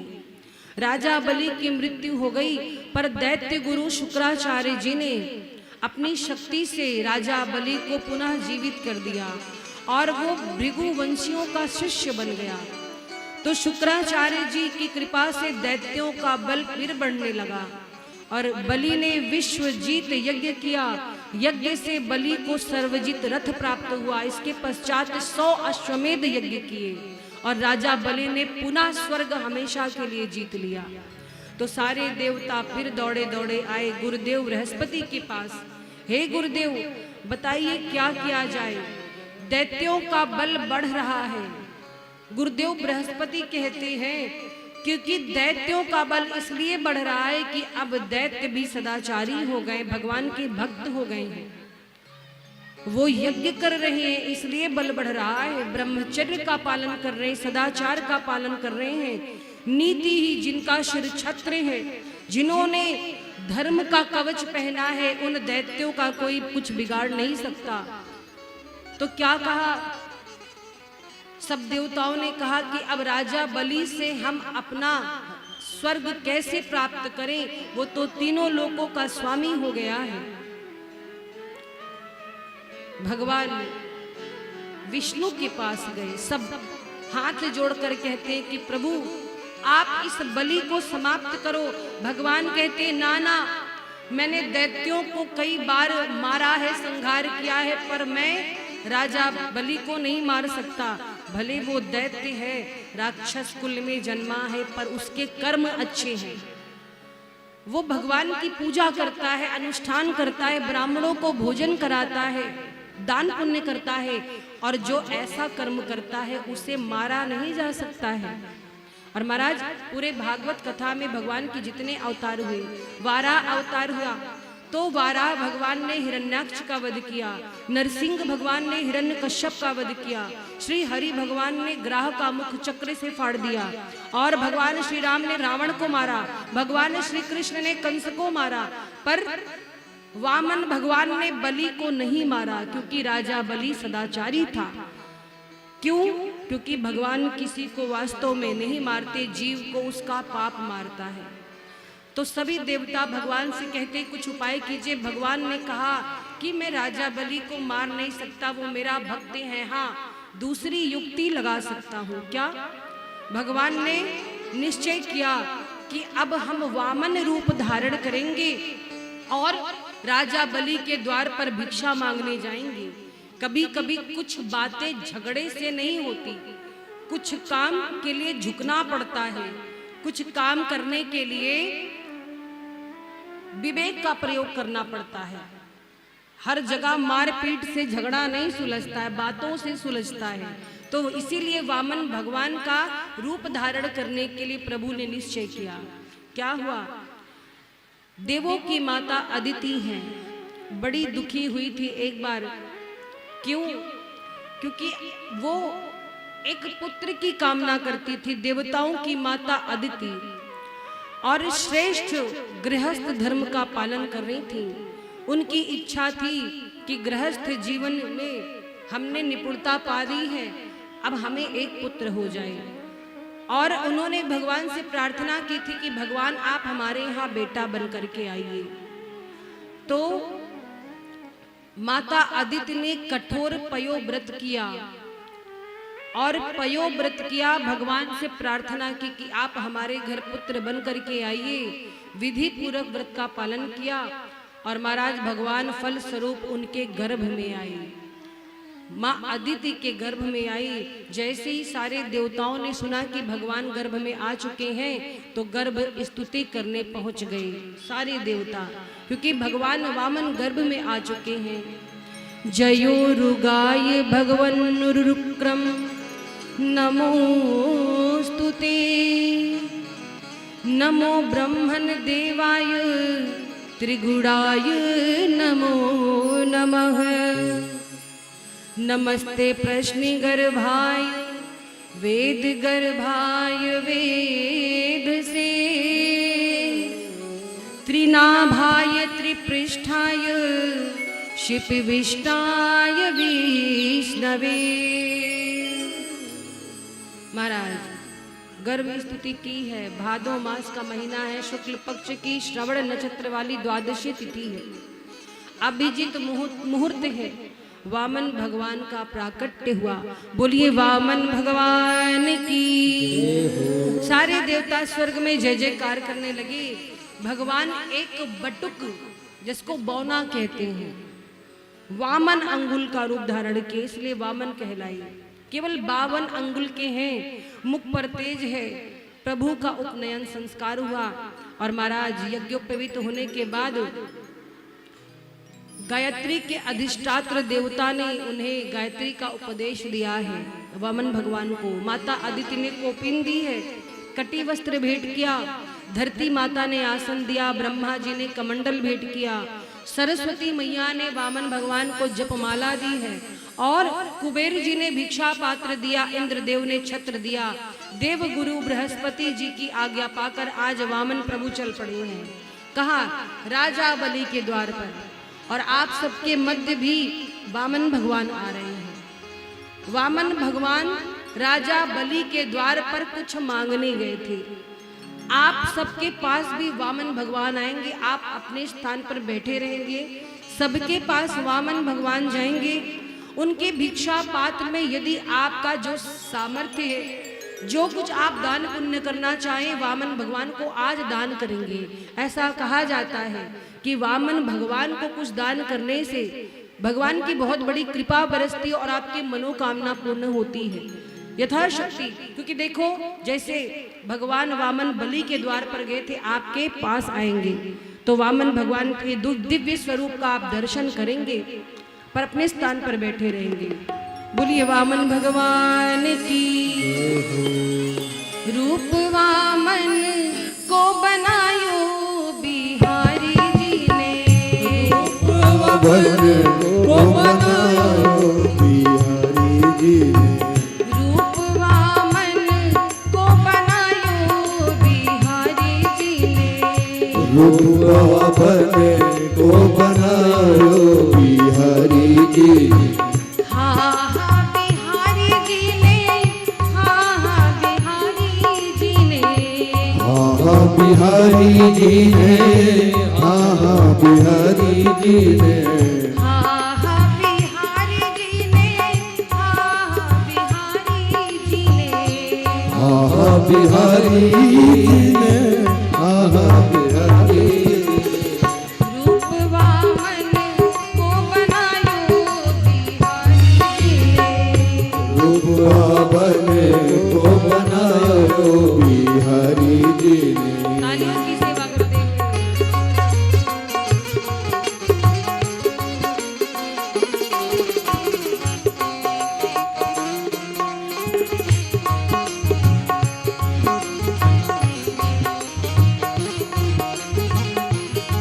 बोलो वामन भगवान की जय। आप लोग अपने स्थान पर बैठ जाएंगे, मार्ग रोकेंगे नहीं, वामन भगवान सबके पास जा रहे हैं, ठीक है। जय हो। कर में दंड कमंडल सोहे, कमंडल सोहे, कर में दंड कमंडल सोहे, कर में कमंडल सोहे। इनकी आवाज समझ में नहीं आ रही है, बढ़ाइए, चेक करिए, माइक चेक करिए। राधे बोलिए, जय श्री राधे, श्री और राधे, बढ़ाइए, और बढ़ाइए। श्री राधे, जय श्री राधे, जय श्री राधे, श्री राधे। कर में दंड कमंडल सोहे, कर में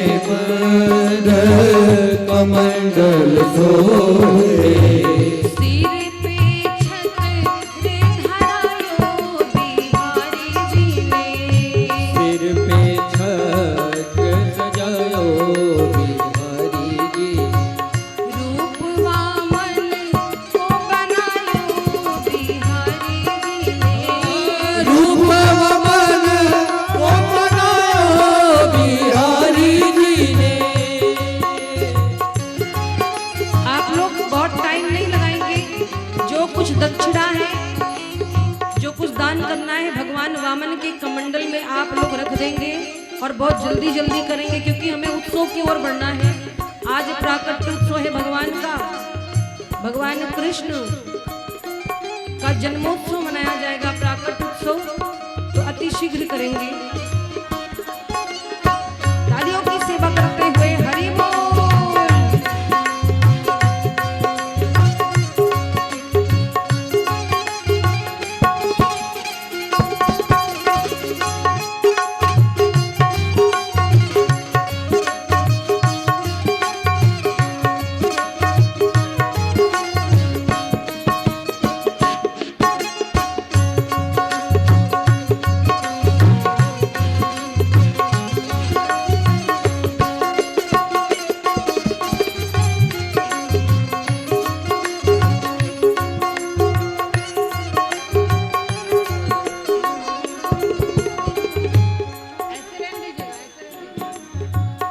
माधुरी मूरत सावरी सूरत माधुरी मूरत सावरी सूरत माधुरी मूरत सावरी सूरत माधुरी मूरत सावरी सूरत छवि मुनिन मन भायो बिहारी जी ने छवि मुनिन मन भायो बिहारी जी ने रूप वामन को बनायो बिहारी जी ने रूप वन को बनायो बिहारी जी ने। तालियों की सेवा करते हुए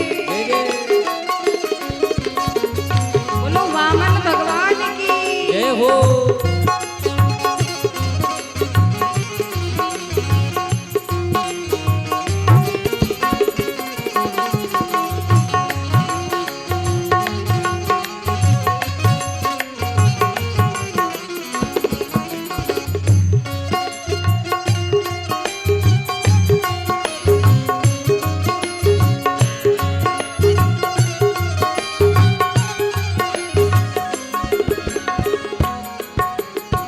दर्शन दीने मातु अदिति को दर्शन दीने माधुरी जी को दर्शन दीने मातु अदिति को दर्शन देने माधु अदित को देवगण मन हर्षायो बिहारी जी ने देवगण मन हर्षायो बिहारी जी ने देवगण मन हर्षायो बिहारी जी ने देवगण मन हर्षायो बिहारी जी ने। रूप वामन को बनायो बिहारी जी ने रूप बाबन को बनायो बिहारी जी ने। हा हा बिहारी जी ने हा हा बिहारी जी ने आह बिहारी जी ने आह बिहारी जी ने हा हा बिहारी जी ने हा हा बिहारी जी ने हाँ हाँ बिहारी जी ने।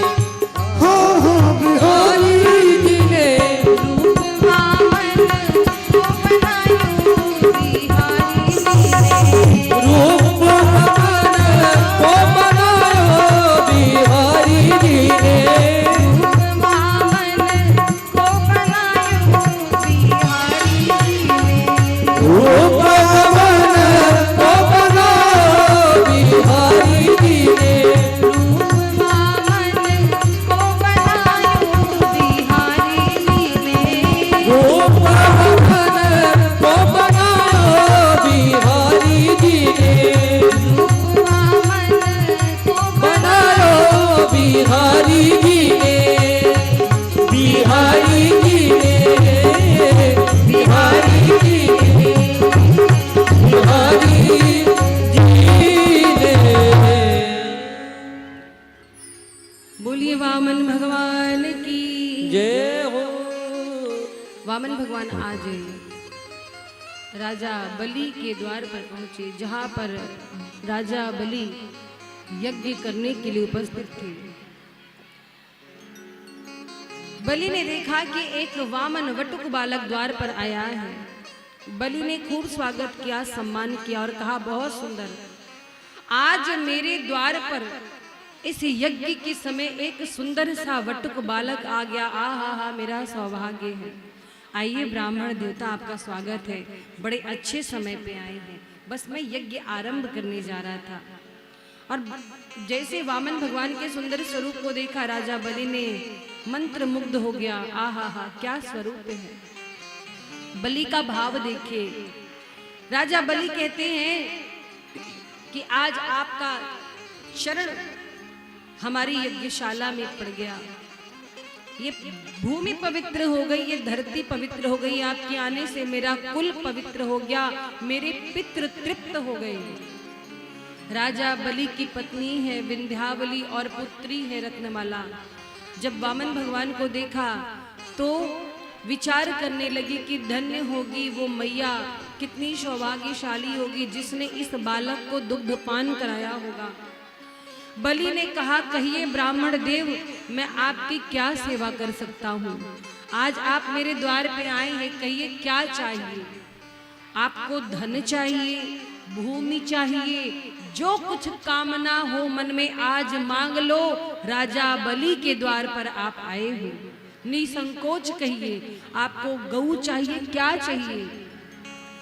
वामन भगवान के शब्द सुनिए। ए माताएं जय सिया राम, आप लोग शांति से बावन भगवान को प्रणाम करें, आशीर्वाद ले, इतना धक्कम धुक्की ना करें।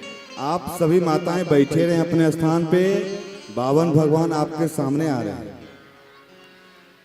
सभी माताएं जो खड़े हैं अपने अपने स्थान पे विराजमान हो जाएं।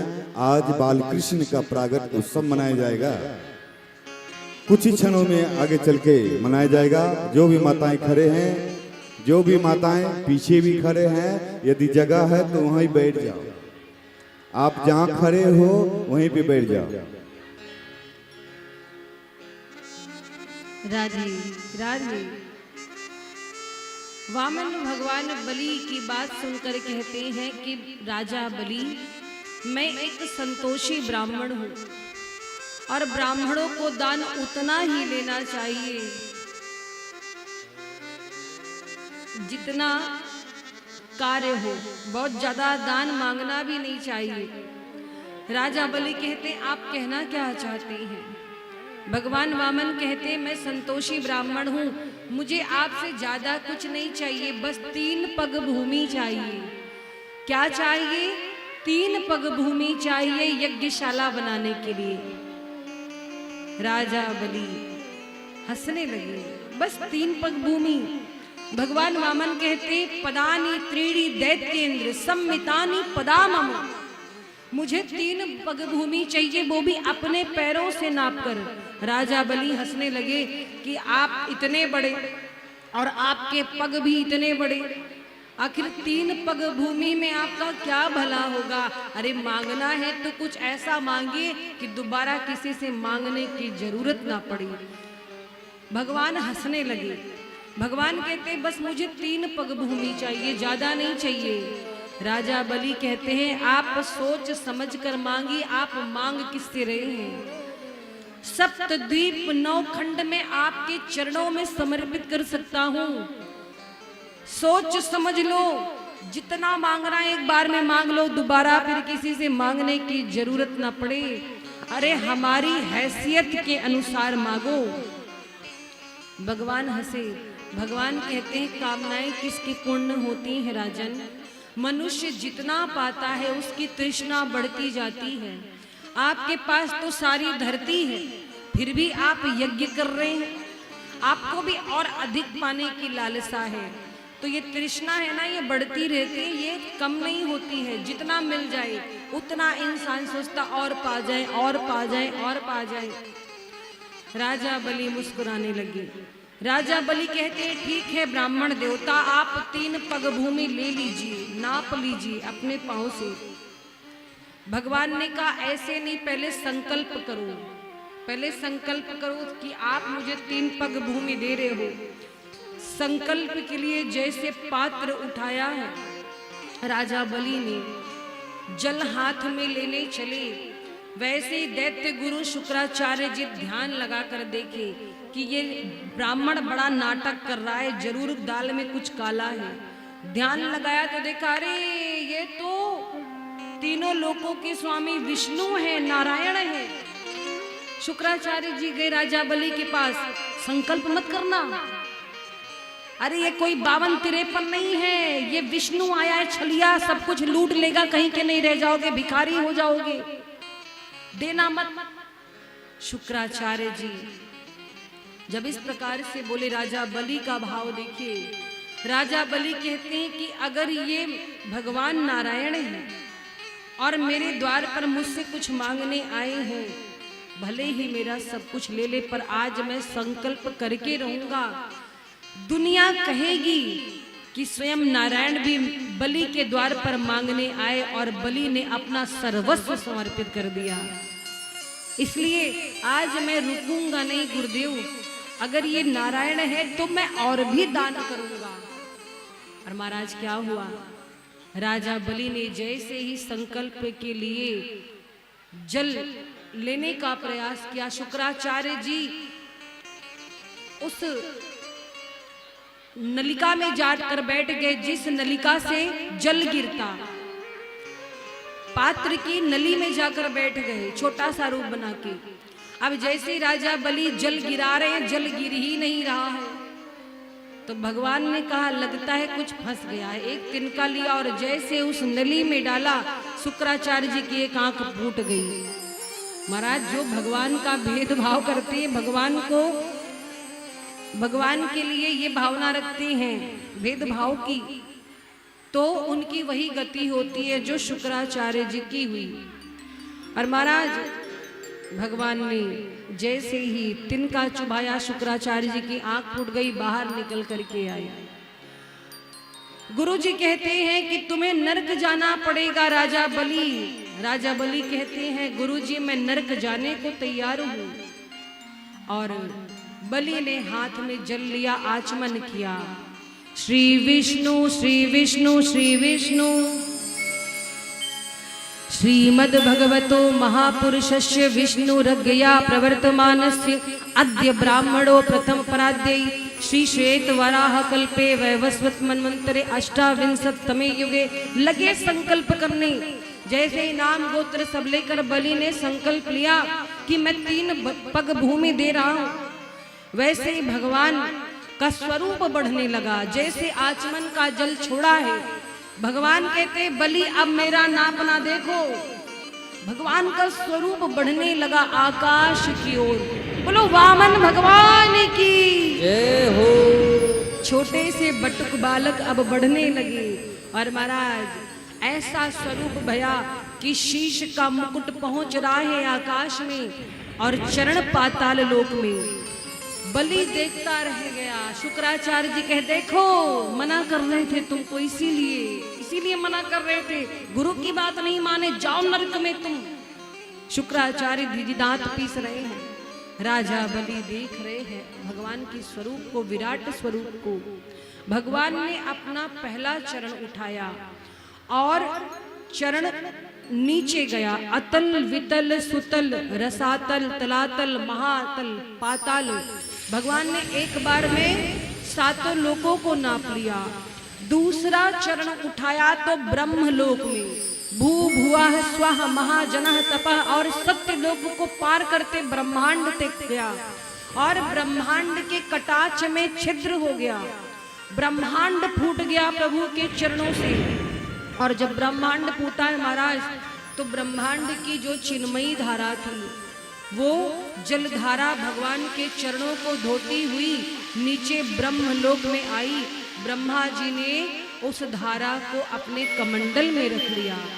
वो भगवान का चरणोदक था। और महाराज यही ब्रह्मांड की चिन्मयी धारा विष्णुपदी के नाम से जानी गई। विष्णुपदी कौन? माँ गंगा। बोलो गंगा मैया की जय। महाराज इसके बाद भगवान ने जब 2 ही चरण में सब कुछ नाप लिया तो राजा बलि से कहा कि बलि अब नरक में जाने को तैयार हो जाओ। राजा बलि कहते हैं क्यों प्रभु? भगवान कहते हैं मैंने 2 ही चरण में तुम्हारा सब कुछ नाप लिया, पूरा समस्त संसार। अभी 1 चरण बाकी। मैंने 3 पग भूमि मांगी थी, तुमने 3 पग का संकल्प किया है, अभी 2 ही पग हुए। बताओ मैं तीसरा पग कहाँ रखूं? राजा बलि का भाव देखिए। राजा बलि कहते प्रभु एक बात बताइए, किसी राजा की संपत्ति बड़ी होती है या राजा बड़ा होता है? भगवान कहते राजा बड़ा होता है। राजा बलि ने कहा अभी तक आपने मेरी संपत्ति नापी है, अब आप अपना तीसरा चरण मेरे सिर पर रखिए। अभी तक आपने मुझे नहीं नापा है, अब आप मुझे नापिए, मेरे शीश पर अपने चरण रखिए। और महाराज पद्रम तृतीयम कुरु शीर्षण में निजम, भगवान खुश हो गए, धन्य हो बलि धन्य हो, मैंने तुम्हारा सब कुछ ले लिया फिर भी तुम्हें क्रोध नहीं आया, तुम मुस्कुरा करके दान कर रहे हो। अरे मैं तो तुम्हारा ऋणी हूँ, तुम्हारे धैर्य और तुम्हारी नम्रता की शीलता की प्रशंसा कर रहा हूँ। इतना कुछ ले लिया फिर भी तुम्हें क्रोध नहीं आया, तुमने अपना सर्वस्व अर्पित कर दिया। और क्या कहा राजा बलि से, भगवान कहते हैं अपने परिवार सहित तुम सुतल लोक जाओ। राजा बलि कहते हैं प्रभु ऐसे नहीं, आप भी मेरे साथ चलिए। और महाराज राजा बलि के प्रेम को देखकर भगवान राजा बलि के साथ सुतल लोक गए और राजा बलि के द्वारपाल बने। बोलो वामन भगवान की जय हो। और महाराज भगवान के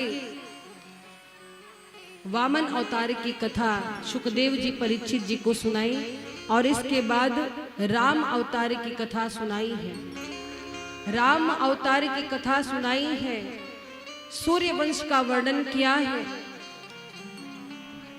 सूर्य वंश का वर्णन करते हैं महाराज। सूर्य वंश वैसे तो बहुत बड़ा है, सूर्य वंश के बाद चंद्र वंश का वर्णन आया है। तो पहले प्रभु श्री राम आए हैं, इसके बाद भगवान कृष्ण आए हैं। वैसे राम कृष्ण दो एक हैं, अंतर नहीं निमेश, इनके नयन गंभीर हैं, इनके चपल विशेष। तो अब भगवान श्री राम के अवतार की कथा सुनाते हैं, सूर्य वंश का वर्णन करते हैं। भगवान श्रीमन नारायण प्रभु के दिव्य नाभि कमल से ब्रह्मा जी का जन्म हुआ और महाराज ब्रह्मा जी के पुत्र हुए मरीच, मरीच मुनि के पुत्र हुए कश्यप मुनि, कश्यप मुनि के बेटा हुए विवस्वान सूर्य और इन्हीं विवस्वान सूर्य के नाम से सूर्य वंश चला है। विवस्वान के पुत्र हुए श्राद्ध देव मनु, श्राद्ध देव मनु के बेटे हुए इक्ष्वाकु, नग, शर्याति, दिष्ट, धृष्ट, कुरुष, नरिष्यंत, पृषभ, नभग, कवि और 10 पुत्र हुए। और महाराज मनु जी महाराज के दूसरे बेटा थे नभग। आगे उनके बेटा हुए नाभाग, नाभाग के बेटा हुए अम्बरीश जी। अम्बरीश जी भगवान के बड़े परम भक्त थे। आगे इन्हीं के वंश में युवनाश्व हुए, जिन्होंने ब्रह्मवश अभिमंत्रित जल पी लिया था, इसीलिए युवनाश्व के उदर से मानधाता का जन्म हुआ। ये सुखदेव जी परीक्षित जी को सूर्यवंश का वर्णन सुना रहे हैं, क्योंकि बहुत बड़ा है सूर्यवंश, ज्यादा विस्तार से चर्चा नहीं हो सकती है। श्रीमद् भागवत महापुराण में संक्षिप्त रूप से चर्चा की गई है। तो क्या हुआ, हरिश्चंद्र इसी वंश में जन्मे। हरिश्चंद्र जी को जानते होंगे, जो सदा सत्य बोलते थे। आज भी घर में जब कोई बात होती है तो लोग कहते ज्यादा हरिश्चंद्र मत बनो। ये हरिश्चंद्र जी सूर्यवंश में उत्पन्न हुए थे, जो अपने सत्य के लिए जाने गए। और महाराज हरिश्चंद्र के रोहित हुए, रोहित के बाहुक हुए, बाहुक के सगर नामक पुत्र हुए, सगर के 60,000 पुत्र हुए। और महाराज राजा सगर के 60,000 पुत्रों को कपिल जी ने अपने साप से भस्म कर दिया था, जिनके उद्धार के लिए गंगा मैया को धरती पर आना पड़ा। सगर पुत्र असमंजस के अंशुमान हुए, अंशुमान के दिलीप हुए, दिलीप के पुत्र भगीरथ जी हुए, जिन्होंने अपनी तपस्या से मां गंगा को धरती पर प्रकट किया। और महाराज सभी सगर पुत्रों का उद्धार किया है। भगीरथ के वंश में राजा ऋतुपर्ण हुए, उनके सौदास, सौदास के अस्मत, अस्मत के नारी कवच, नारी कवच के खटवांग, खटवांग के दिलीप हुए। बढ़ाइए, खटवांग के दिलीप हुए। दिलीप के महाराज पुत्र रघु जी महाराज हुए, जिससे ये रघुकुल चला। कहते ना, रघुकुल रीत सदा चली आई, प्राण जाए पर वचन ना जाई। बढ़ाइए भैया, सब आप लोग की कृपा है, कुछ बोलने के काबिल हम भी हो जाए। बढ़ाइए, बढ़ाइए। राधे राधे राधे। तो रघु जी महाराज के नाम से रघुवंश चला और इन्हीं रघु के बेटा हुए अज। अज के पुत्र हुए दशरथ जी महाराज। दशरथ जी के पुत्र हुए श्री राम जी, लक्ष्मण जी, भरत जी, शत्रुघ्न जी। वैसे तो श्री राम जी की कथा बड़ी ही आनंद देने वाली है, पर ऐसी कथा है कि इसको स्पर्श भी किया ना तो पूरा जीवन बीत जाएगा। महाराज इसलिए श्री राम जी को हम यहीं पे प्रणाम करते हैं, क्योंकि राम जी का चरित्र बड़ा ही विस्तार में है, पर श्रीमद् भागवत महापुराण के 9वें स्कंद तक की जो कथा है बड़ी संक्षिप्त है। 10वें स्कंद में भगवान श्री कृष्ण के प्राकट्य का वर्णन है। तो आइए श्री राम जी को प्रणाम करते हुए हम आगे बढ़ेंगे। कुछ क्षणों के लिए मानसिक रूप से अवध की यात्रा करेंगे। बोलो अयोध्या धाम की जय हो। तो हम सभी श्री राम जी, लक्ष्मण जी, भरत जी, शत्रुघ्न जी को प्रणाम करेंगे, जानकी मैया को प्रणाम करेंगे और मिलकर बोलेंगे, सीताराम जी की प्यारी राजधानी लागे, राजधानी लागे, माने मीठो मीठो सरयू जी को पानी लागे।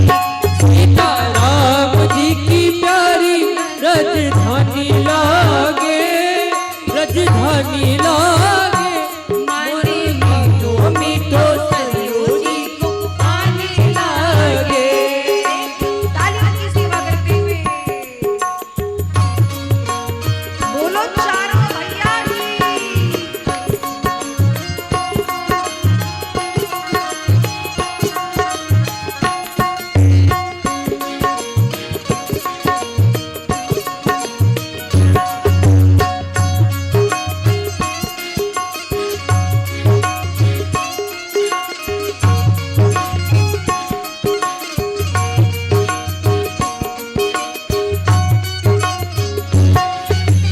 धन्य कौशल्या धन्य कैकेयी धन्य सुमित्रा मैया, धन्य सुमित्रा मैया। धन्य कैकेयी धन्य सुमित्रा मैया, धन्य सुमित्रा मैया। धन्य भूप दशरथ जी के आंगन, धन्य भूप दशरथ जी के आंगन, खेलत चारों भैया, खेलत चारों भैया। और मीठी तोतली रसीली प्रभु की वाणी लागे, प्रभु की वाणी लागे, माने मीठो मीठो सरयू जी को पानी लागे। सीताराम जी की प्यारी राजधानी लागे, राजधानी लागे। माने मीठो मीठो सरयू जी को पानी लागे।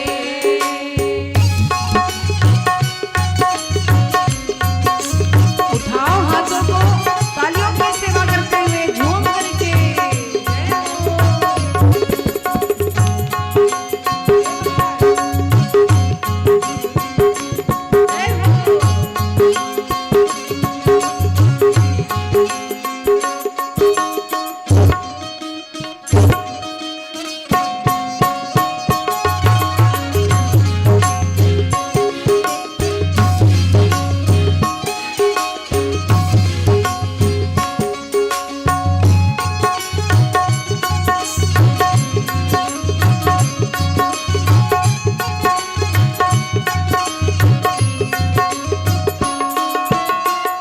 और बड़ी सुंदर बात कही गई, छोटी छावनी रंग में हनुमान गढ़ी अति सुंदर, हनुमान गढ़ी अति सुंदर।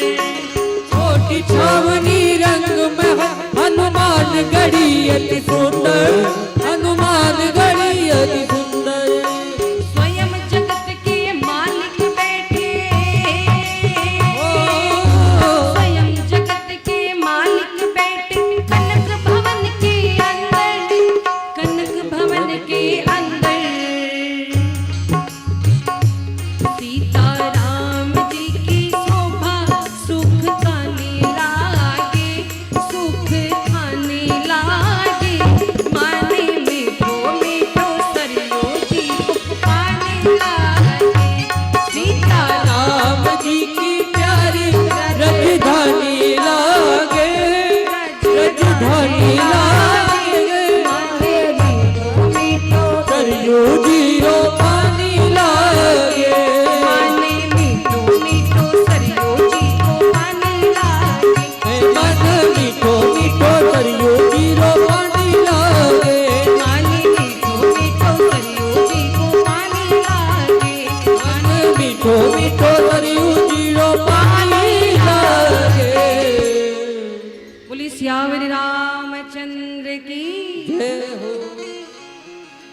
प्रभु श्री राम के लिए जितने शब्द कहे जाएं सब कम है।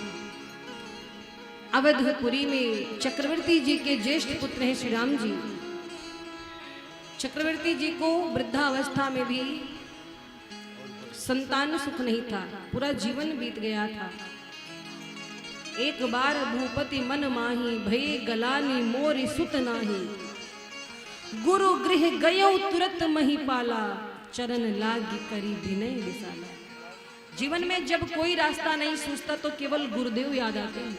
चक्रवर्ती जी को ग्लानि हुई कि बुढ़ापा आ गया, बाल पक गया, पर अभी तक कोई लाला नहीं है। मेरे बाद अयोध्या का सिंहासन खाली रहेगा, अयोध्या के सिंहासन पर कौन बैठेगा? अरे ये अयोध्या की प्रजा मेरे बच्चों की तरह, इसका पालन कौन करेगा? और यही बात जाकर अपने गुरुदेव वशिष्ठ जी से की। गुरुदेव वशिष्ठ कहते चिंता ना करें चक्रवर्ती जी, राजन आप एक की बात करते हैं, आपको 4-4 बालक होंगे पर यज्ञ करना पड़ेगा। महाराज पुत्र कामेष्टि यज्ञ कराया गया। ऋषि श्रृंगी ऋषि जी को बुलाया गया। भगति सहित मुनि आहुति दीन है। मुनि ने भगति सहित आहुति दी और यज्ञ भगवान प्रसन्न हुए, कृपा किए हैं। अग्निदेव चरु लेकर प्रकट हुए, तीनों मैया में बांटा गया। तीनों माताओं ने प्रसाद पाया। फल स्वरूप माता गर्भवती हुई। माँ कौशल्या के द्वारा प्रभु श्री राम जी प्रकट हुए। कई मैया ने भरत जी को जन्म दिया और सुमित्रा मैया ने लक्ष्मण जी और शत्रुघ्न जी को जन्म दिया। भगवान श्री राम अपने बाल्यावस्था में ही सबका मन मोहते रहे। चारों भैया की शिक्षा दीक्षा गुरुदेव वशिष्ठ के गुरुकुल में हुई। और जब कुछ समय बीता तो विश्वामित्र जी मांगने के लिए आए। विश्वामित्र जी राम जी को लक्ष्मण जी को लेकर गए। श्री राम लक्ष्मण जी ने बचपन में ही विश्वामित्र जी के यज्ञ की रक्षा की और विश्वामित्र जी के साथ मिथिला पहुंचे। मिथिला में श्री जानकी जी से विवाह हुआ है प्रभु का। विवाह के बाद क्या जो जीवन था महाराज बड़ा कठिन रहा। भगवान श्री राम राजा पुत्र होकर 14 वर्ष वनवास में बिताए। जीवन में कठिनाइयां क्या होती हैं और कठिनाइयों को सहजता से कैसे दूर किया जाता है, ये राम जी का चरित्र हमें सिखाता है। भगवान श्री राम पृथ्वी का भार उतारने आए थे। वन यात्रा की, राजपुत्र होकर के कभी अभिमान नहीं किया। ये राम जी की कथा त्याग की कथा है, वैराग्य की कथा है, ज्ञान की कथा है। समाज में हमें कैसे रहना चाहिए राम जी की कथा हमें बताती है। छोटे बड़े का एक दूसरे के लिए प्रेम क्या होता है ये राम जी की कथा बताती है। मैं एक बात कहना चाहूँगी प्रभु श्री राम जी के लिए, प्रायः ये पंक्तियाँ मैं गाती रहती हूँ, आज भी सुनाऊंगी। और यहीं से राम जी को प्रणाम करके हम कृष्ण कथा की ओर अग्रसर होंगे। हृदय की धड़कनों में देश का सम्मान ही होगा। शब्दों पे ध्यान दीजिएगा, बहुत सुंदर भाव है। हृदय की धड़कनों में देश का सम्मान ही होगा। सदा मस्तक पटल पर ये अटल अभिमान ही होगा। सदा मस्तक पटल पर ये अटल अभिमान ही होगा। हमारी श्वास की स्याही की अंतिम बूंद सी भक्तों, हमारी श्वास की स्याही की अंतिम बूंद सी भक्तों, लिखा जो शब्द जाएगा वो जय श्री राम ही होगा। लिखा जो शब्द जाएगा वो जय श्री राम ही होगा। बोलो जय श्री राम, जय श्री, जय जय श्री राम, जय श्री, जय जय श्री राम। महाराज भगवान श्री राम को प्रणाम करते हुए हम कृष्ण कथा की ओर बढ़ते हैं। ये बड़ा अच्छा लगा। आपने भगवान के अन्य अवतारों की कथा विस्तार से कही, मुझे अच्छा लगा, पर कृष्ण कथा मात्र 2 पंक्ति में खत्म कर दी। मुझे सच पूछे तो बिल्कुल अच्छा नहीं लगा। जिनकी कृपा मेरे पूर्वजों पर सदा बनी रही, जिन्होंने माँ के गर्भ में मेरी रक्षा की, मैं उन भगवान की कथा विस्तार से सुनना चाहता हूँ, सुनाइए ना गुरुदेव। और महाराज अब सुखदेव जी परीक्षित जी को भगवान कृष्ण के प्राकट्य की कथा सुनाते हैं। सुखदेव जी कहते हैं, मथुरा के यशस्वी राजा हैं उग्रसेन। उग्रसेन जी के कोई पुत्र नहीं है। यदुवंश का वर्णन करते हैं, बोले उग्रसेन जी के कोई पुत्र नहीं था। बड़ी भारी तपस्या की उग्रसेन जी ने, तो उनकी पत्नी गर्भवती हुई। एक बार उग्रसेन जी की पत्नी गर्भावस्था के समय अपनी सखियों के साथ वन में घूमने गई, तो द्रुमिल नाम के राक्षस की छाया पड़ गई उग्रसेन जी की पत्नी की गर्भ में। किसकी छाया पड़ी? एक द्रुमिल नाम के राक्षस की। और क्या हुआ, जब वन से भ्रमण करके आई, एक पंडित जी ने बताया उग्रसेन जी से कि आपके पत्नी के गर्भ में जो बालक पल रहा है उस पर एक राक्षस की छाया पड़ गई है। वो बालक आपके लिए ठीक नहीं है। वो बालक आपको बहुत दुख देगा, बहुत कष्ट देगा। और इस बात से उग्रसेन जी डर गए कि हमारी आने वाली औलाद बड़ा कष्ट देगी हमें। तो डर के मारे क्या किया, जब वो बालक जन्मा जिसका नाम कंस पड़ा, उस बालक को पत्तों में लपेट करके उग्रसेन जी ने यमुना जी में प्रवाहित कर दिया। और महाराज यमुना जी में प्रवाहित कर दिया, लता पताओं में लपेट करके। उधर वसुदेव जी के पिता शूरसेन यमुना जी में तपस्या कर रहे थे, तर्पण कर रहे थे। और भजन करते करते उन्होंने देखा कि एक बालक बहता हुआ आ रहा है, लता पता में लपेटा हुआ। जब उस बालक को देखा तो सूरसेन जी को दया आ गई। सूरसेन जी उस बालक को पत्तों से निकालकर अपने घर लाए और सोचा कि मेरे एक बेटा वसुदेव जी हैं, आज से ये मेरा दूसरा बेटा हो गया। अच्छा समझकर उसका पालन करने लगे। पर वो कौन था? कंस था। कुछ वर्षों तक तो कंस सूरसेन जी से बहुत प्रेम करता रहा, उन्हें अपना पिता समझता रहा, वसुदेव जी को अपना भाई समझता रहा। लेकिन जब धीरे धीरे बड़ा हुआ तो एक दिन नारद जी पहुंच गए और बता दिया कि सूरसेन तुम्हारे पिता नहीं है, तुम उनको नदी में मिले थे पत्तों में लिपटे हुए। तुम्हारे पिता तो उग्रसेन जी हैं, तुमको जन्म लेते ही पानी में बहा दिया। अब कंस के मन में आ गया प्रतिशोध कि मेरे पिता ने मेरे साथ अन्याय किया, मैं लता पताओं में लिपट करके दूसरे के पास पहुंच गया, अब मैं अपने पिता को नहीं छोड़ूंगा। और महाराज क्या हुआ, जाकर तपस्या की, वरदान प्राप्त कर लिया, शक्ति प्राप्त कर लिए। शिव जी ने एक धनुष दिया। शिव जी ने कहा, कंस तुम्हें धनुष दे रहा हूं, ध्यान रखना, इस धनुष की रक्षा करना, क्योंकि जो इस धनुष को तोड़ेगा वो तुमको कभी नहीं छोड़ेगा। और महाराज कंस आया। कंस ने अपने बहुत सारे मित्र बनाए, अघासुर, बकासुर, व्योमासुर, अरिष्टासुर, केसी, धेनुकासुर, बड़े बड़े राक्षसों को अपनी सेना में सम्मिलित कर लिया और मथुरा पर आक्रमण कर दिया। मथुरा पर आक्रमण कर दिया। उग्रसेन जी यज्ञ कर रहे थे तो कंस ने जाकर के ब्राह्मणों का अपमान किया, यज्ञ में बाधा डाल दी। उग्रसेन जी ने कहा कि ये क्या करते हो बेटा, आप आचार्यों का, ब्राह्मणों का अपमान कर रहे हो, चलो क्षमा मांगो। तो कंस ने क्या किया, अपने पिता को ही जेल में डाल दिया, कारागार में डाल दिया। क्यों? क्योंकि राक्षस की छाया जो पड़ी थी तो राक्षसी प्रवृत्ति हो गई थी। और महाराज अपने पिता को ही कारागार में डाल दिया और पूरे नगर में ढिढोरा पिटवा दिया कि आज से मथुरा का राजा कंस है, पूजा पाठ बंद करो, आज से कंस की पूजा होगी। कंस आज मथुरा की गद्दी पर बैठ गया।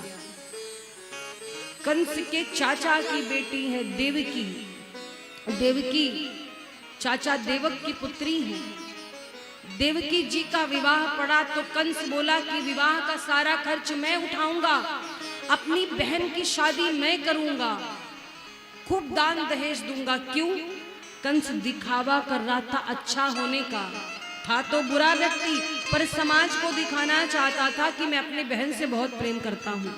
तो कंस ने अपनी बहन देवकी का विवाह करवाया वसुदेव जी से और खूब खर्च किया, खूब दान दहेज दिया और कहा कि मैं मथुरा का राजा होकर के भी अपनी बहन को उसके ससुराल रथ से छोड़ने जाऊंगा, रथ में स्वयं चलाऊंगा।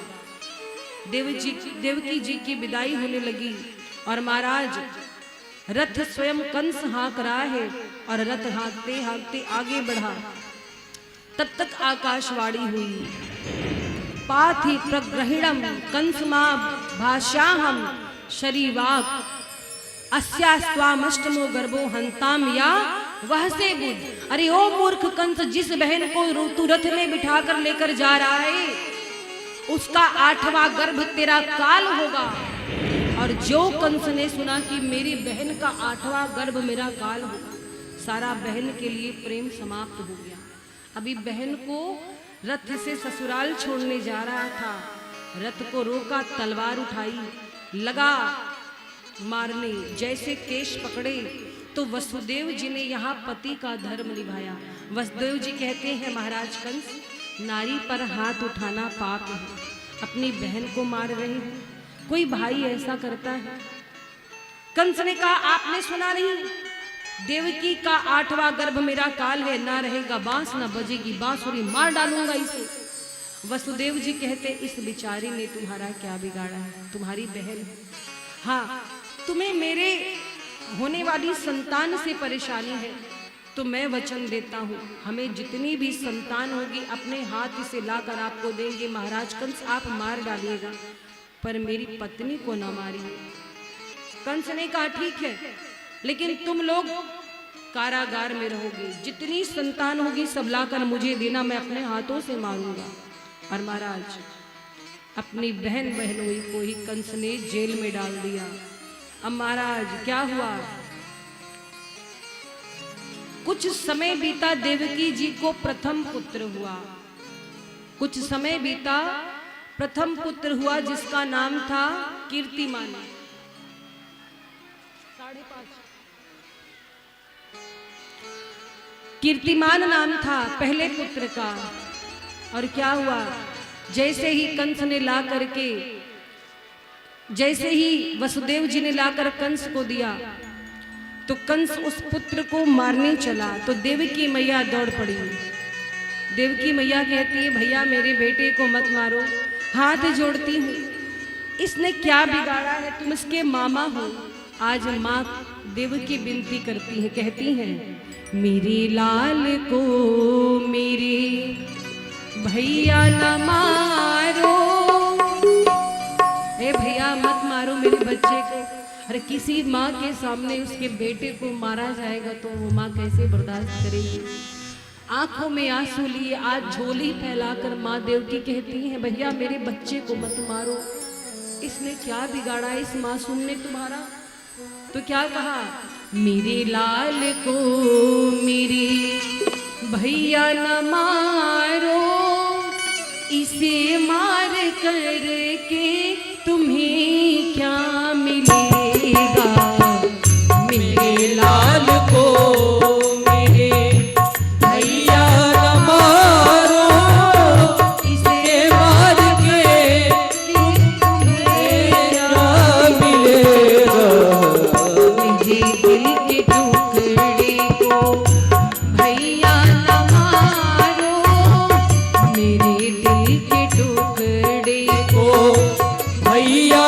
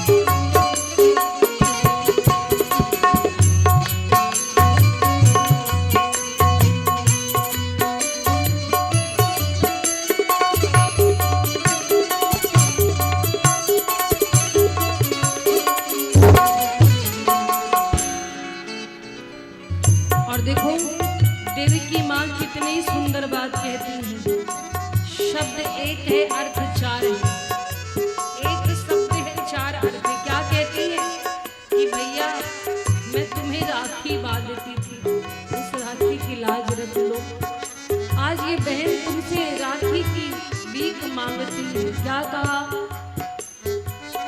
राखी की लाज भैया तुमने न राखी, राखी तो हो गई जल करके राखी।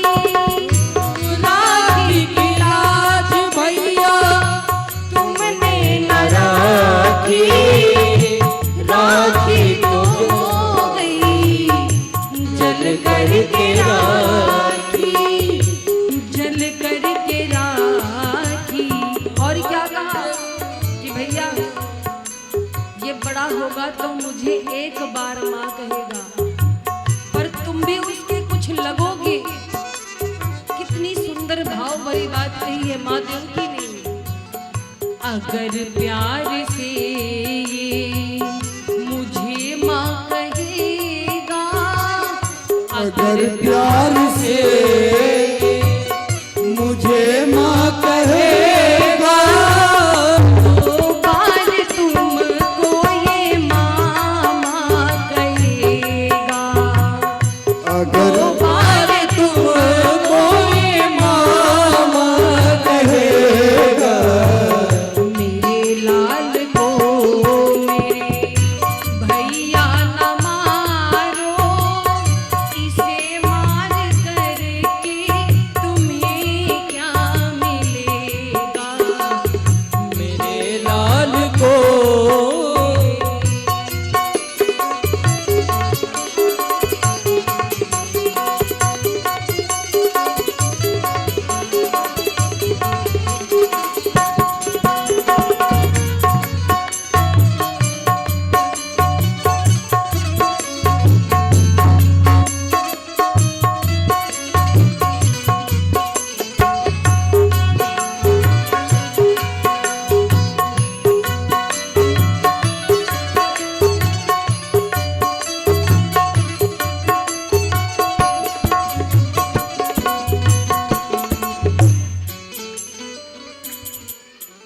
देवकी मैया झोली फैला करके हाथ जोड़ करके कहती है, भैया मत मारो, ये मुझे एक बार माँ कहेगा, तुमको 2 बार माँ माँ कहेगा, मुझसे बड़ा तो तुम्हारा पद है। लेकिन कंस ने जब देवकी की बात सुनी तो कंस को दया आ गई। कंस कहता है ले जाओ, नहीं मारूंगा इसे, वैसे भी ये कोई मेरा काल थोड़ी है, ये तो पहला बेटा है। आकाशवाणी ने कहा था कि 8वां गर्भ मेरा काल होगा, ले जाओ। लेकिन महाराज भगवान ने कंस के पाप को बढ़ाने के लिए नारद जी को भेज दिया। नारद जी आए, नारायण नारायण। क्या हुआ महाराज कंस, आप इस बालक को वापस क्यों करते हो? महाराज कंस आप उसको छोड़ रहे हो? कंस कहता है कि अरे नारद जी ये मेरा काल थोड़ी, ये तो पहला बेटा है। नारद जी कहते हैं एक बात बताओ, तुम्हें कैसे पता कि तुम्हारा काल कौन सा बालक है, कौन पहला है, कौन 8वां है? अब नारद जी कंस की बुद्धि को भ्रमित कर रहे हैं, क्योंकि जीव के पाप को बढ़ाता है और जब तक पाप का घड़ा भरता नहीं तब तक फूटता नहीं, तो भरेगा तभी फूटेगा। तो इसीलिए महाराज नारद जी ने एक 8 पंखुड़ियों वाला कमल लाकर कंस को दिया और कहा गिनो, इसमें से 8वीं पंखुड़ी कौन सी है? इधर से गिनो तो ये 8, इधर से गिनो तो ये 8। कंस बोला अच्छा मैं समझ गया आप कहना क्या चाहते हो, यानी कि किसी बालक को नहीं छोड़ना, सबको मार डालना है। लाकर पहले पुत्र को पटक कर पृथ्वी पर मार डाला। माँ देवी की चित्कार उठी, बहुत विनय किया, कंस ने छोड़ा नहीं। महाराज एक एक करके 6 बालकों को कंस ने मार डाला। माँ देवकी के 7वें गर्भ में भगवान बलराम जी आए। बोलो बलराम जी महाराज की। 7वें गर्भ में बलराम जी आए, पर बलराम जी को संकर्षित करके मां रोहिणी के गर्भ में पहुंचा दिया गया, क्योंकि वसुदेव जी की पत्नी है रोहिणी मैया। राघव ध्यान देंगे हमारे आशीष जी, ये जो बच्चे हैं सामने सटाएं, ये लोग डिस्टर्ब दे रहे हैं। जो भी इनका माता पिता हो अपने बच्चे को अपने पास लेके बैठे हैं। कथा सुनने आए हैं कि आप लोग हल्ला मचाने आए हैं? बच्चे को अपने पास में बैठाइए और शांति से रखिए और कथा सुनिए और बच्चे को सुनाइए।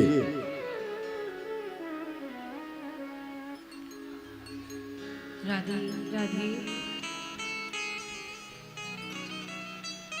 वसुदेव जी की एक पत्नी है देवकी जी, दूसरी है रोहिणी जी जो कि यशोदा मैया की बहन है।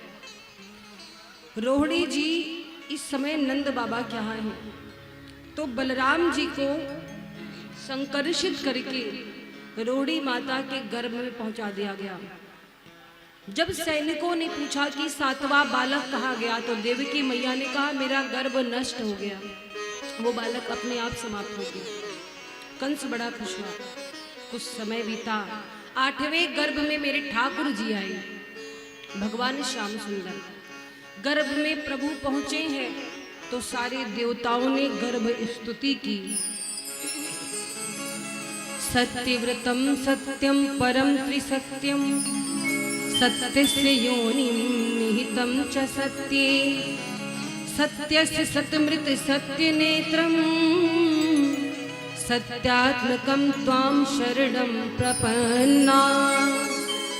महाराज अब वो शुभ समय आ गया है जिसकी कंस को प्रतीक्षा है, आपको हमें सभी को प्रतीक्षा है।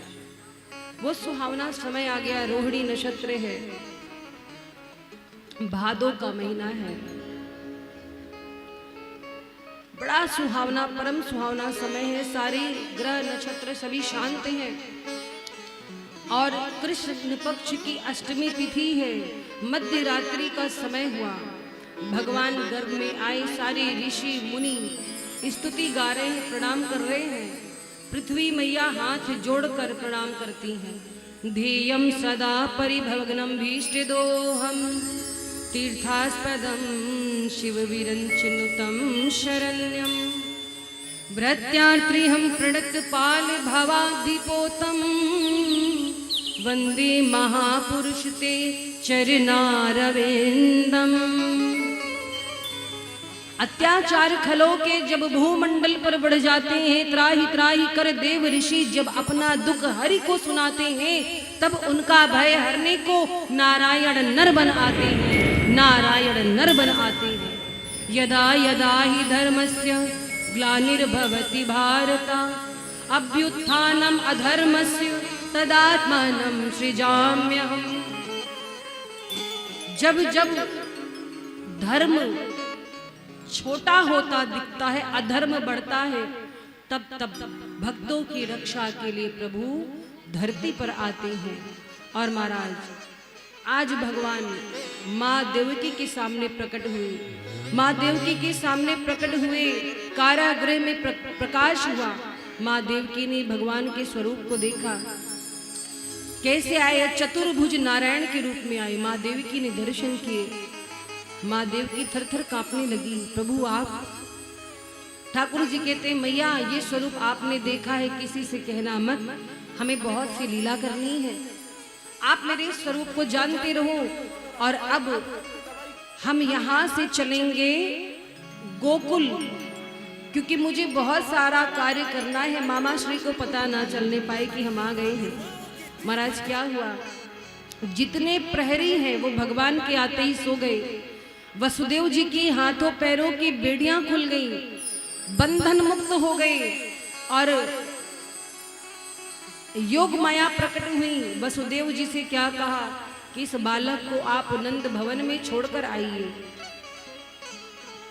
और महाराज वसुदेव जी ने एक टोकरी शीश पर धारण की, उसमें श्री ठाकुर जी को पधराया और लेकर के चल पड़े किधर, गोकुल की ओर, जहां नंद भवन में मां यशोदा है। खुल गए सारे ताले, वह क्या बात हो गई, खुल गए सारे ताले, वह क्या बात हो गई, खुल गए सारे ताले, वह क्या बात हो गई।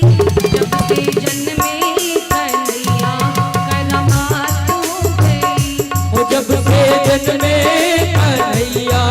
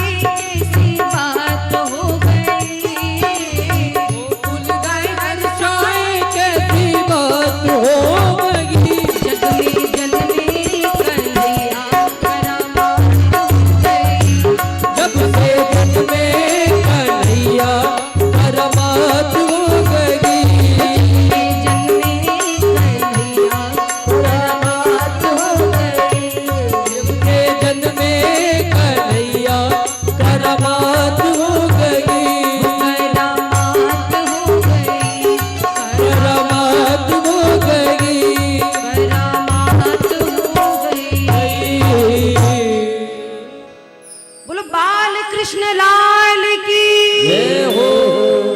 भगवान श्री कृष्ण को टोकरी में वसुदेव जी ने लिटाया, टोकरी लेकर चल पड़ी। वर्षा होने लगी तो शेष जी, बलदाऊ भैया ने सोचा छोटे भैया भीग रहे हैं, शेष रूप बनाया और आकर के अपने फड़ों से अपने छोटे भ्राता को ढक लिया, मेरा भाई भीगे ना। और महाराज यमुना मैया ने सोचा प्रभु आ गए हैं, बरसों से इनके चरणों को स्पर्श करने के लिए तड़प रही थी, आज मैं ये चरण स्पर्श करके रहूंगी। यमुना मैया बढ़ने लगी, वसुदेव जी जैसे ही जाने लगे यमुना मैया का जल स्तर बढ़ने लगा। ठाकुर जी ने संकेत ने पूछा यमुना जी से, बाबा को डुबाएगी क्या? यमुना मैया कहती है प्रभु चरण तो बाहर निकाल दो, एक बार आपके चरणों को प्रणाम कर लूं, मैं लौट जाऊंगी, शांत कर लूंगी अपनी धाराओं को। ठाकुर जी ने टोकरी से पांव निकाला, माँ यमुना ने प्रणाम किया चरणों को और धीरे धीरे जल स्तर कम होने लगा। यमुना जी को पार करके वसुदेव जी पहुंचे हैं आज गोकुल नंद भवन में माँ यशोदा रानी के भवन में गए और यशोदा मैया सो रही थी गहरी नींद में। उनके बगल में एक छोटी सी बेटी थी, कन्या थी। उस कन्या को देखा वसुदेव जी ने, पहले ठाकुर जी को टोकरी से निकाल करके यशोदा मैया के बगल में लिटाया और कन्या को टोकरी में रखा, वापस आ गए। वापस आई कन्या को लेकर के महाराज, और जैसे ही कन्या को लेकर के आए हाथ पैरों की बेड़ियां वापस लग गईं, जो प्रहरी सो गए थे वो जाग गई। कन्या ने कारागृह में आते जोर जोर से रुदन किया और सैनिकों ने जा करके आवाज दी, महाराज कंस 8वें गर्भ में तो कन्या आई है, देवकी को बेटी हुई है। कंस मंत्रियों के साथ दौड़ता दौड़ता आया, लाओ जल्दी से कन्या मुझे दो, अभी से मार डालूंगा। जैसे देखा बेटी है, हंसने लगा। कंस कहता है ये अबला मेरा क्या बिगाड़ेगी, अरे इसको नहीं मारूंगा, ये कन्या है। मंत्रियों ने कहा नहीं महाराज, आकाशवाणी झूठी नहीं हो सकती, हो सकता है इस बेटी का जब विवाह होगा इसके द्वारा बालक होगा, वो आपकी मृत्यु का कारण हो, छोड़ो मत। कंस कहता है सही कहते हो, और उठाकर जो कन्या को पृथ्वी पर पटकना चाहा, वो कन्या हाथ से छूटकर आकाश में चली गई और 4 भुजाधारी का रूप बनाया, अष्टभुजी माता का। और क्या कहा, अरे मूर्ख, मुझे तू क्या मारेगा, तुझे मारने वाला धरती पर आ चुका है। ऐसा कर कर वो देवी अंतर्ध्यान हो गई। बोलिए अष्टभुजी मैया की जय हो। और महाराज इधर कंस परेशान, रात भर नींद नहीं आ रही, और उधर गोकुल में उत्सव हो रहा है। नंद बाबा की 2 बहनें नंदा और सुनंदा, सुना भाभी को गर्भ ठहरा है तो भाभी की सेवा के लिए आई थी। सुबह से शाम का समय हो गया, अभी तो बालक हुआ नहीं, सब यही सोच रहे हैं बालक नहीं हुआ। नंद बाबा गौशाला में जाकर गौ दोहन कर रहे थे और मंत्र जप रहे थे, कौन सा, अबही तो भयो नाय, अबही तो भयो नाय। तब तक नंदा और सुनंदा देखती हैं कि भाभी सो रही है, उनके बगल में कोई छोटा सा बालक झीनी सी चदरिया ओढ़े हाथ पैर फेंक रहा है। जैसे ही वो झीनी सी चदरिया हटाई, नंदा सुनंदा खुशी के मारी गौशाला में दौड़ते पहुंची और कहती बाबा वह गयो, वह गयो। नंद बाबा आज खुश हो गए और पूरे ब्रज में आज आनंद का वातावरण है। क्यों? क्योंकि 75 वर्ष के नंद बाबा ने ब्राह्मणों को भोजन कराया, ब्राह्मणों के आशीर्वाद से आज 75 वर्ष में उन्हें बालक मिला है। सारे लोग नंद बाबा के भाग्य की सराहना कर रहे हैं। अब तो नंद भवन में उत्सव होने लगा। आज हम आप भी ऐसा उत्सव मनाएंगे जैसे द्वापर में नंद भवन में हुआ था। आइए मिलकर के सभी उत्सव की ओर अग्रसर होंगे। बोली बाल कृष्ण लाल की जय हो। नंद के आनंद भयो, नंद के आनंद भयो, जय कन्हैया लाल की। नंद के आनंद भयो, जय कन्हैया लाल की। आनंद भयो, जय कन्हैया लाल की। हाथी घोड़ा पालकी, जय कन्हैया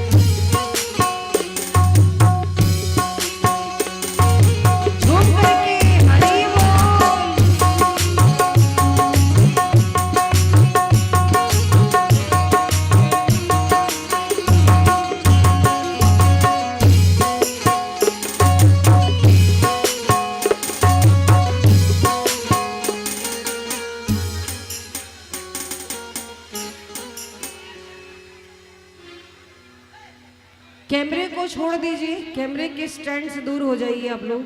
ए बच्चे लोग, अभी आपको टॉफी मिलेगा। देखो वो बांटने, पीछे पीछे जाओ, पीछे देखो, पीछे। ए बच्चे पीछे देखो, पीछे। अरे भैया अब लूट लेगा। नंद भवन में उड़ रही धूल धूल मोहे प्यारी लगे, नंद भवन में उड़ रही धूल धूल मोहे प्यारी, नंद भवन में उड़ रही धूल धूल मोहे प्यारी लगे, नंद भवन में रही धूम धूल मोहे प्यारी लगे। उड़ उड़ धूल मेरे माथे पे आई, उड़े उड़े धूल मेरे माथे पे आई, उड़ उड़ धूल मेरे माथे पे आई, उड़े उड़े धूल मेरे माथे पे आई, माथे पे आई मेरे माथे पे आई, माथे पे आई मेरे माथे पे आई।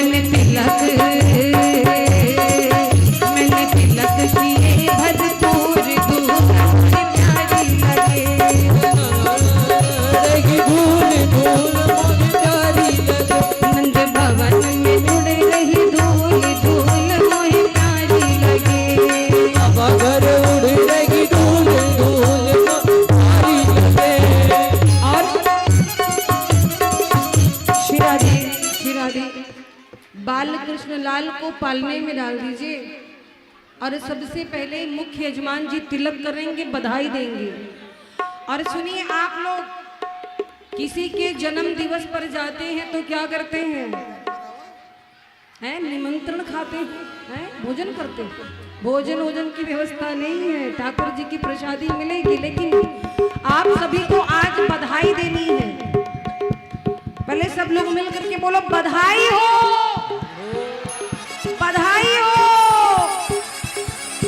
देखना है कि आज ये सुखासन के भक्त किस प्रकार से बधाई देते हैं। आज साक्षात ठाकुर जी का प्राकट्य उत्सव है। तो सबसे पहले मुख्य यजमान जी हमारे आज के और उनके परिवार की बधाई आएगी, फिर उनके रिश्तेदारों की बधाई आएगी, फिर जितने भक्त हैं उनकी बधाई आएगी। आज बधाई होगी, सोहर होगा, ठाकुर जी को पन्ना झुलाएंगे, प्रणाम जय श्री करेंगे राम। और जो कुछ आपको होगा आप अर्पित करेंगे। राघव, जितने भी माताएं खड़े आप बैठ जाओ। यदि आनंद लेना है, अभी बधैया चलेगा, यदि बधैया का आप लोग आनंद लेना चाहते हैं अपने स्थान पे बैठ जाओ। 3 दिन का मेला है, फिर चला चली का बेरा है, इसलिए आप लोग बैठ जाओ, बैठ के आनंद लो। बधैया का आनंद लेना है, बैठ जाओ। अभी कार्यक्रम और है, अभी आप लोग नाचेंगे, झूमेंगे, जैसे ब्रजवासियों ने नृत्य किया था। थोड़ा इधर और बैठिए, पहले बधाई का कार्यक्रम हो जाए।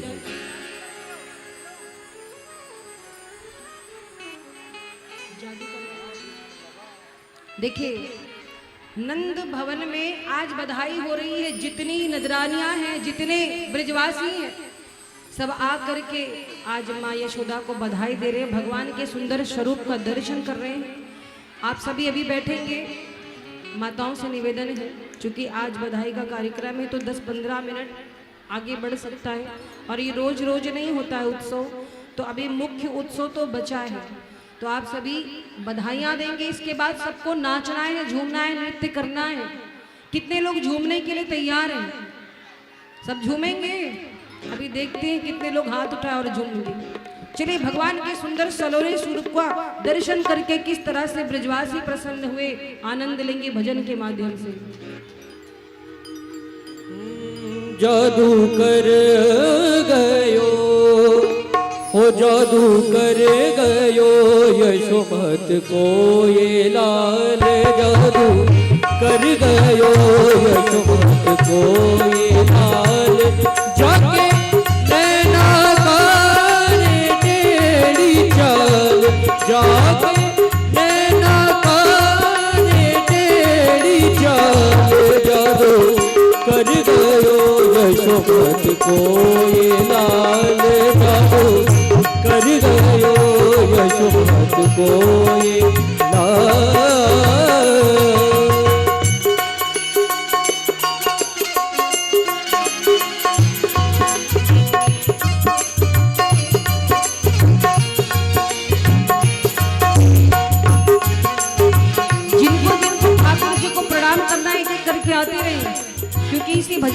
बाद नृत्य होगा।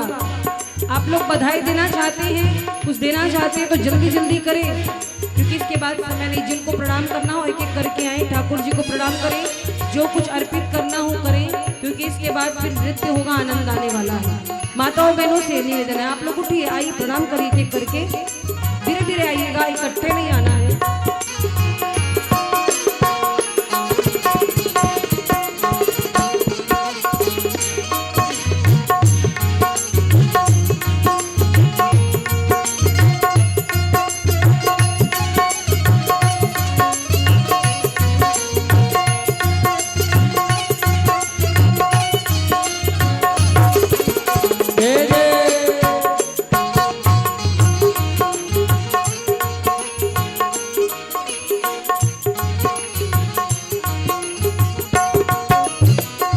निंदिया नया वे रोज सतावे, निंदिया नया वे रोज लगावे, सोत मुरलिया मोहे जगावे, सोत मुरलिया मोहे जगावे।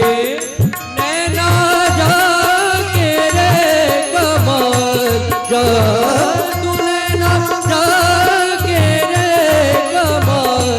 जादू कर गयो यशोमत को ये लाल, जादू कर गयो यशोमत को ये लाल। और जिनको भी आना है, ठाकुर जी पलने में हैं, जिनको भी झुलाना है, आशीर्वाद लेना चाहते हैं तो आप लोग बारी बारी से आ सकते हैं। जो भी माताएं ठाकुर जी को बधाइयाँ देना चाहते हैं हमारे कृष्ण लल्ला सरकार को, तो बारी बारी से आने का प्रयास करें।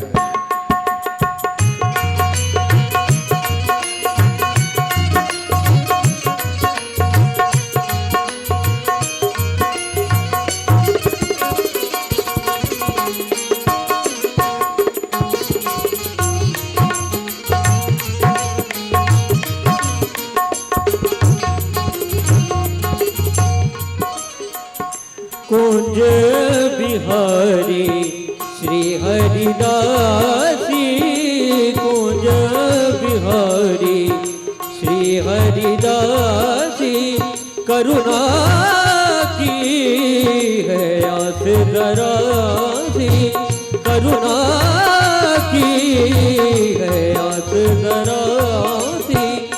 मन बस गयो मेरो बाको लाल, लाल मन बस गयो मेरो बाको लाल, जादू कर गयो यशोमत को ये लाल, जादू कर गयो यशोमत को ये लाल, जादू कर गयो यशोमत को ये लाल। जाके नैना कारे तेरी जान जाके, नैना कारे तेरी जान, जादू कर गयो यशोमत को ये लाल, जादू कर गयो यशोमत को ये लाल, कर गयो यशोमत को ये लाल, जादू कर गयो यशोमत को लाल।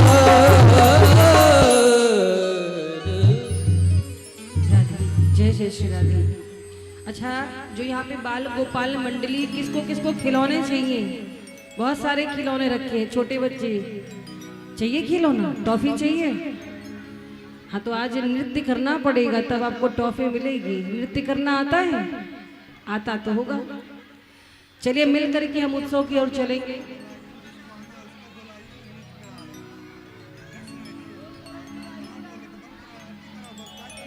नृत्य भी होगा बस कुछ क्षणों के बाद। जिन माताओं बहनों को प्रणाम करना हो जल्दी आ जाए, जल्दी करें आप लोग। बड़ा सोच सोच करके आप उठती हैं जैसे कहीं खोई रहती हैं। कार्यक्रम को आगे बढ़ाना है। श्री ठाकुर जी साक्षात आज इस प्रांगण में उपस्थित हैं।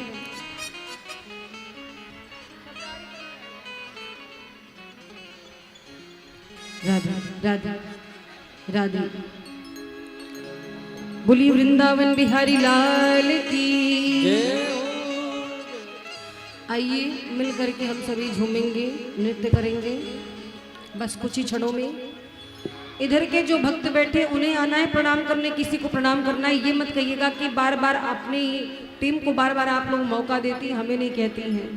तो अगर पुरुष वर्ग में इधर आप सभी को आना हो किसी को, तो आकर के प्रणाम कर लें, जल्दी करें। इसके बाद फिर उत्सव आगे बढ़ाया जाएगा क्योंकि समय अधिक हो रहा है।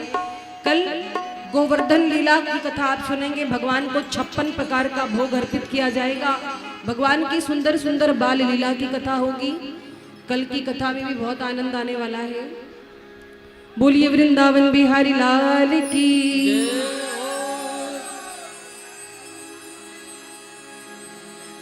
हो बाजी ढोल नगाड़ा शहनैया माजरे, जिनको जिनको प्रणाम करना है वो आते रहेंगे, जिनको जिनको नृत्य करना वो खड़े हो जाएंगे। अपने स्थान पे सभी खड़े हो जाइए, झूम करके हरि बोल।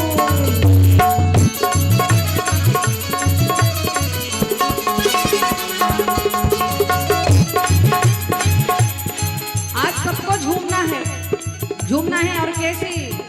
हो बाजी ढोल नगाड़ा, बाजी ढोल नगाड़ा शहनैया माजरे, आज नंद जू के अंगना बधैया बाजरे। हो आज नंद जू के अंगना बधैया बाजरे।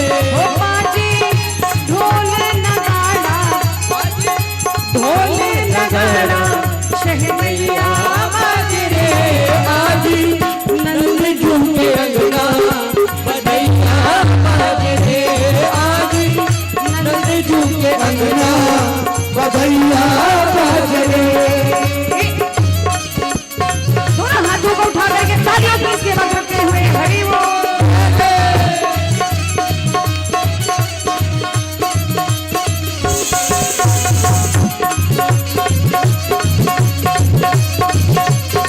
झूम करके नाच करके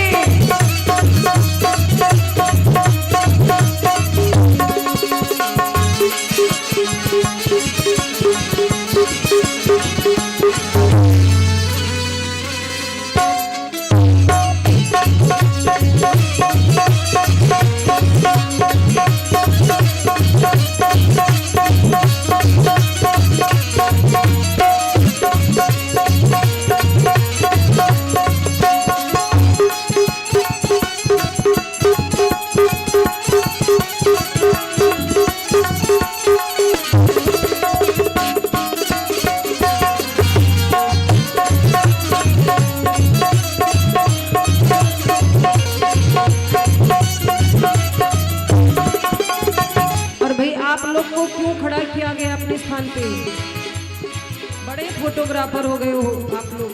अरे लाइव चल रहा है उसमें देख लेना, अभी कैमरा छोड़ो, नृत्य करो। जो इस प्रांगण में नृत्य कर लेता है उसे 84 लाख योनियों में नाचना नहीं पड़ता। इसलिए झूम करके नंद बाबा नाचते हैं, नाच यशोदा मैया। नंद बाबा नाचते हैं, नाच यशोदा मैया। आन धन लुटावे भर भर, लुटावे धेनु गैया। आन धन लुटावे भर भर, लुटावे धेनु गैया। ब्रिज की वासी तुम्हारी, ब्रिज की वासी तुम्हारी, यमुना मैया नाचते आज ब्रिज में देखो मैया बाजरे। ओ आज ब्रिज में तो देखो बधैया बाजरे। ओ आज नंद जू के अंगना बधैया बाजरे। आज नंद जू के अंगना बधैया बाजरे।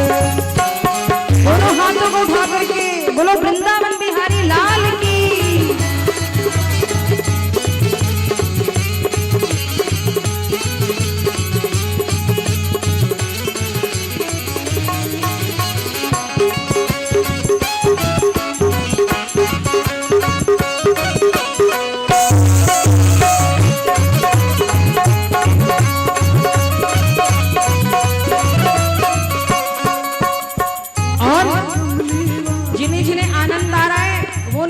और बोलेंगे काली कमली वाला,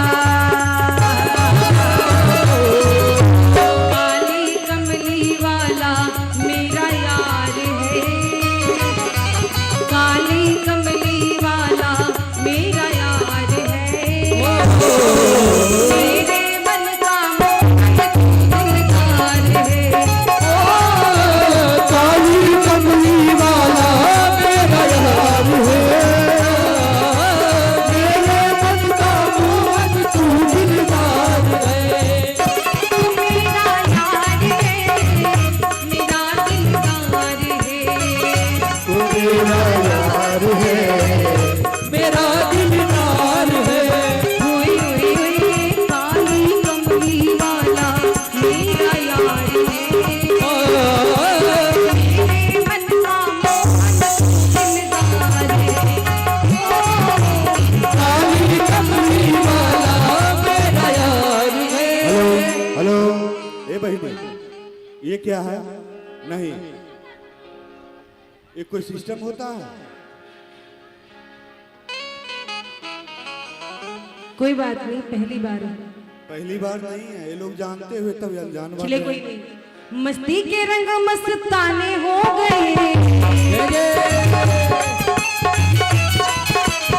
मस्ती के रंग मस्ताने हो गए, मस्ती के रंग मस्ताने हो गए, शाम तेरे नाम के दीवाने हो गए, ओ शाम तेरे नाम के दीवाने हो गए, ओ शाम तेरे नाम के दीवाने हो गए, ओ शाम तेरे नाम के दीवाने हो गए, मस्ती के रंग मस्ताने हो गए, मस्ती के रंग मस्ताने हो गए, शाम तेरे नाम के दीवाने हो गए, ओ शाम तेरे नाम के दीवाने हो गए, ओ शाम तेरे नाम के दीवाने हो गए, ओ शाम तेरे नाम के दीवाने हो गए। हरि बोल।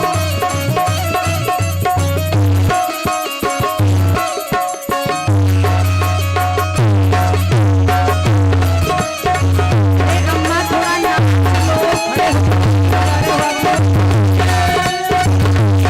झूठ करके।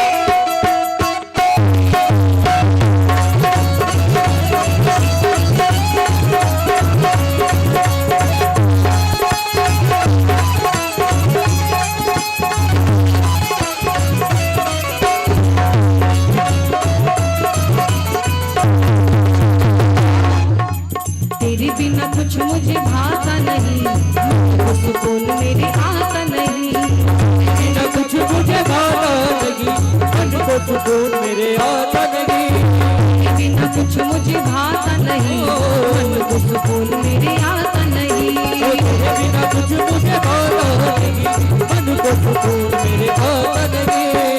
वो पे तेरे ही तराने हो गए, वो पे तेरे ही तराने हो गए, शाम तेरे नाम के दीवाने हो गए, ओ शाम तेरे नाम के दीवाने हो गए, ओ शाम तेरे नाम के दीवाने हो गए, हाँ शाम तेरे नाम के दीवाने हो गए, शाम तेरे नाम के दीवाने हो गए, शाम तेरे नाम के दीवाने हो गए, शाम तेरे नाम के दीवाने हो गए, शाम तेरे नाम के दीवाने हो गए।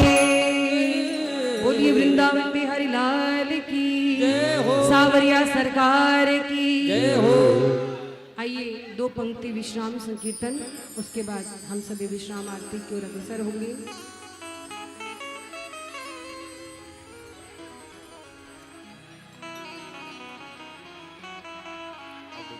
मत बैठिए आप लोग, अब- बैठेंगी फिर खड़े रहेंगी। आरती होने वाला है। आरती होने वाली, खड़े रहिए अपने स्थान पे, बस दो hello 2 minute. Hello hello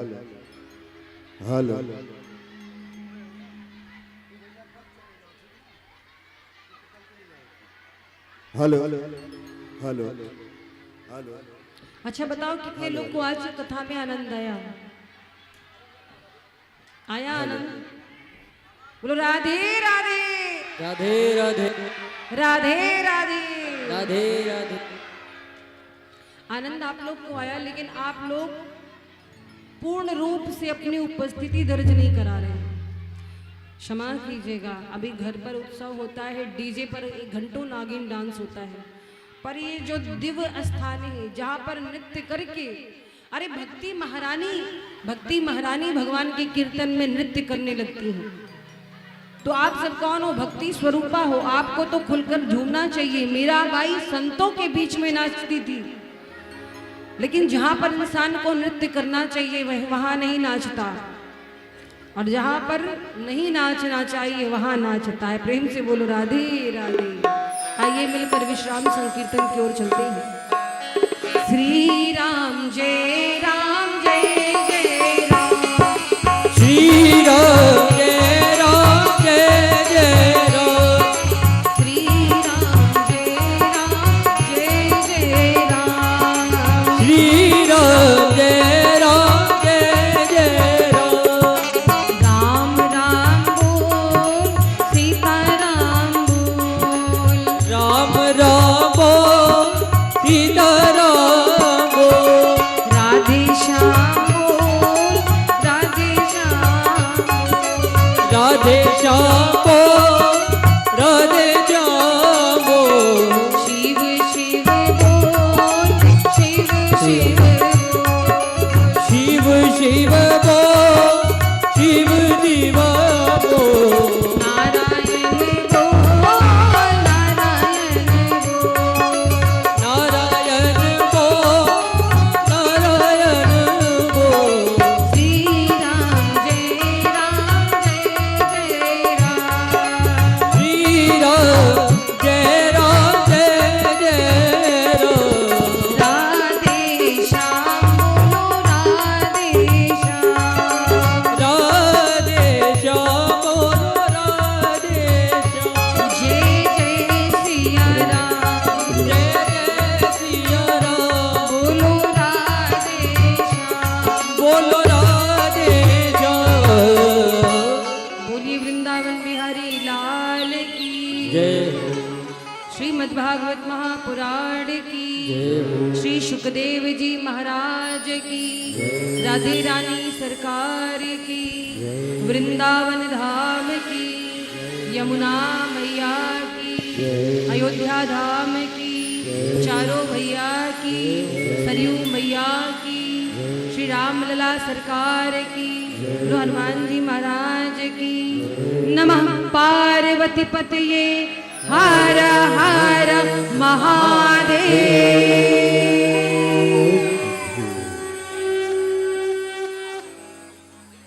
Hari ओम। आरार्त्रिपार्थिवगूरजः पितृप्रायिदामभिः दिवः स जाग्गुसि बृहदे विहृतस आत्वेकं वर्तते तमः। आरती गावो प्यारे कीर्तन मानवारो,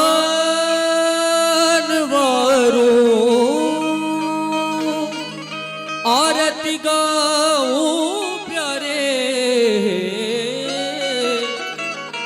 तन मानवारो, सेवा के बिहारी तेरी आरती गाओ, सेवा के बिहारी तेरी आरती गाओ, सेवा के बिहारी तेरी आरती गाओ, आरती गाओ प्यारे तन मानवारो, आरती गाओ प्यारे तन मानवारो, सेवा के बिहारी तेरी आरती गाओ, सेवा के बिहारी तेरी आरती गाओ।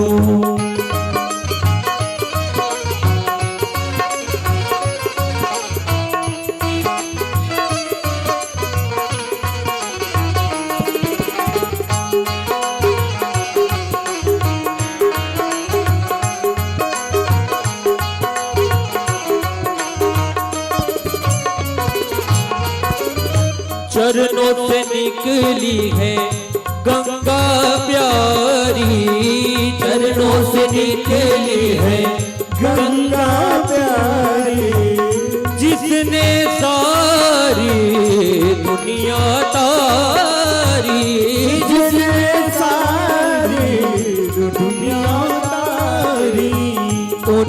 चरणों के मैं दर्शन पाऊं। श्री बाके बिहारी तेरी आरती गाऊं। जय हो।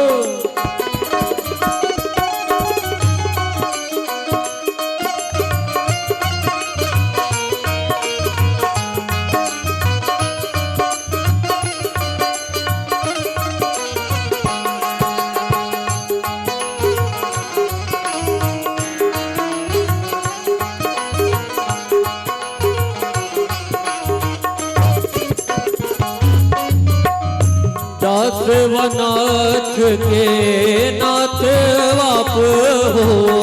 दास नाथ के नाथ आप हो। दुख सुख जीवन प्यारे साथ आप हो। सुख दुख जीवन प्यारे साथ आप हो। हरि चरणों में मैं शीश झुकाऊं।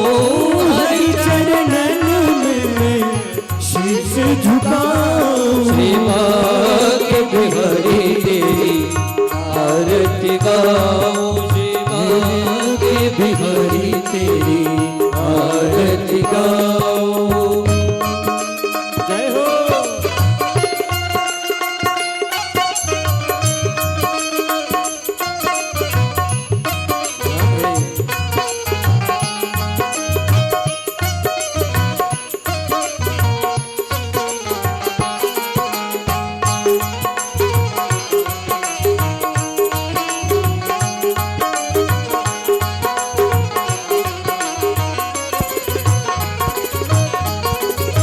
मोर मुकुट प्यारे शीश पे सोहे। मोर मुकुट प्यारे शीश पे सोहे। प्यारी बासी मुनि मन मोहे। प्यारी वंशी मेरी मन मोहे। एक छवि बलि हरि में जाऊं। बाके बिहारी तेरी आरती गाऊं। श्री हरिदास के प्यारे तुम हो। श्री हरिदास के प्यारे तुम हो। मेरो मोहन जीवन धन हो। मेरो मोहन जीवन धन हो। देख युगल छवे बलि बलि जाओ।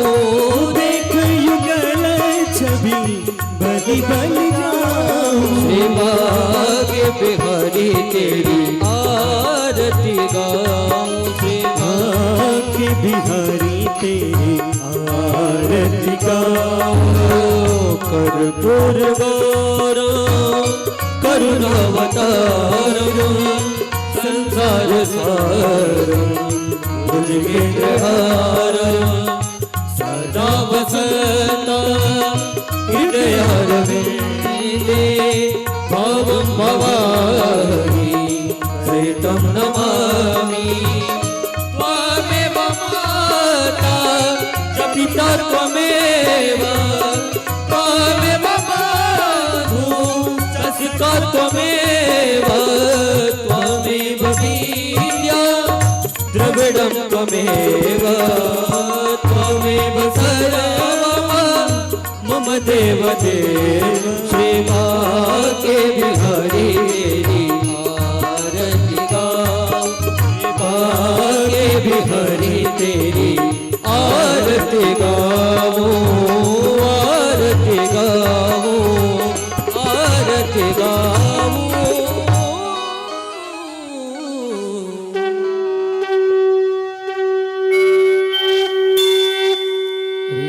ओम जलेन शीतले करणं पुष्पै देवताभिवन्दनम् आत्माभिवन्दनं मन्त्रपुष्पाञ्जलिः। हरिः ओम राजाधिराजाय प्रसय्यसाहिने नमो वयं वै श्रवणाय कुर्महे। तमे कामान् कामकामाय मह्यं कामेश्वरो वै श्रवणो ददातु। कुबेराय वैश्रवणाय महाराजाय नमः। हरिः ओम नंदनंदनाय विद्महे यशोदानंदनाय धीमहि तन्नः कृष्णः प्रचोदयात्। कायेन वाचा मनसेन्द्रियैव बुद्ध्यात्मना वा प्रकृतिस्वभावात् करोमि यद्यत् सकलं परस्मै नारायणायेति समर्पयामि।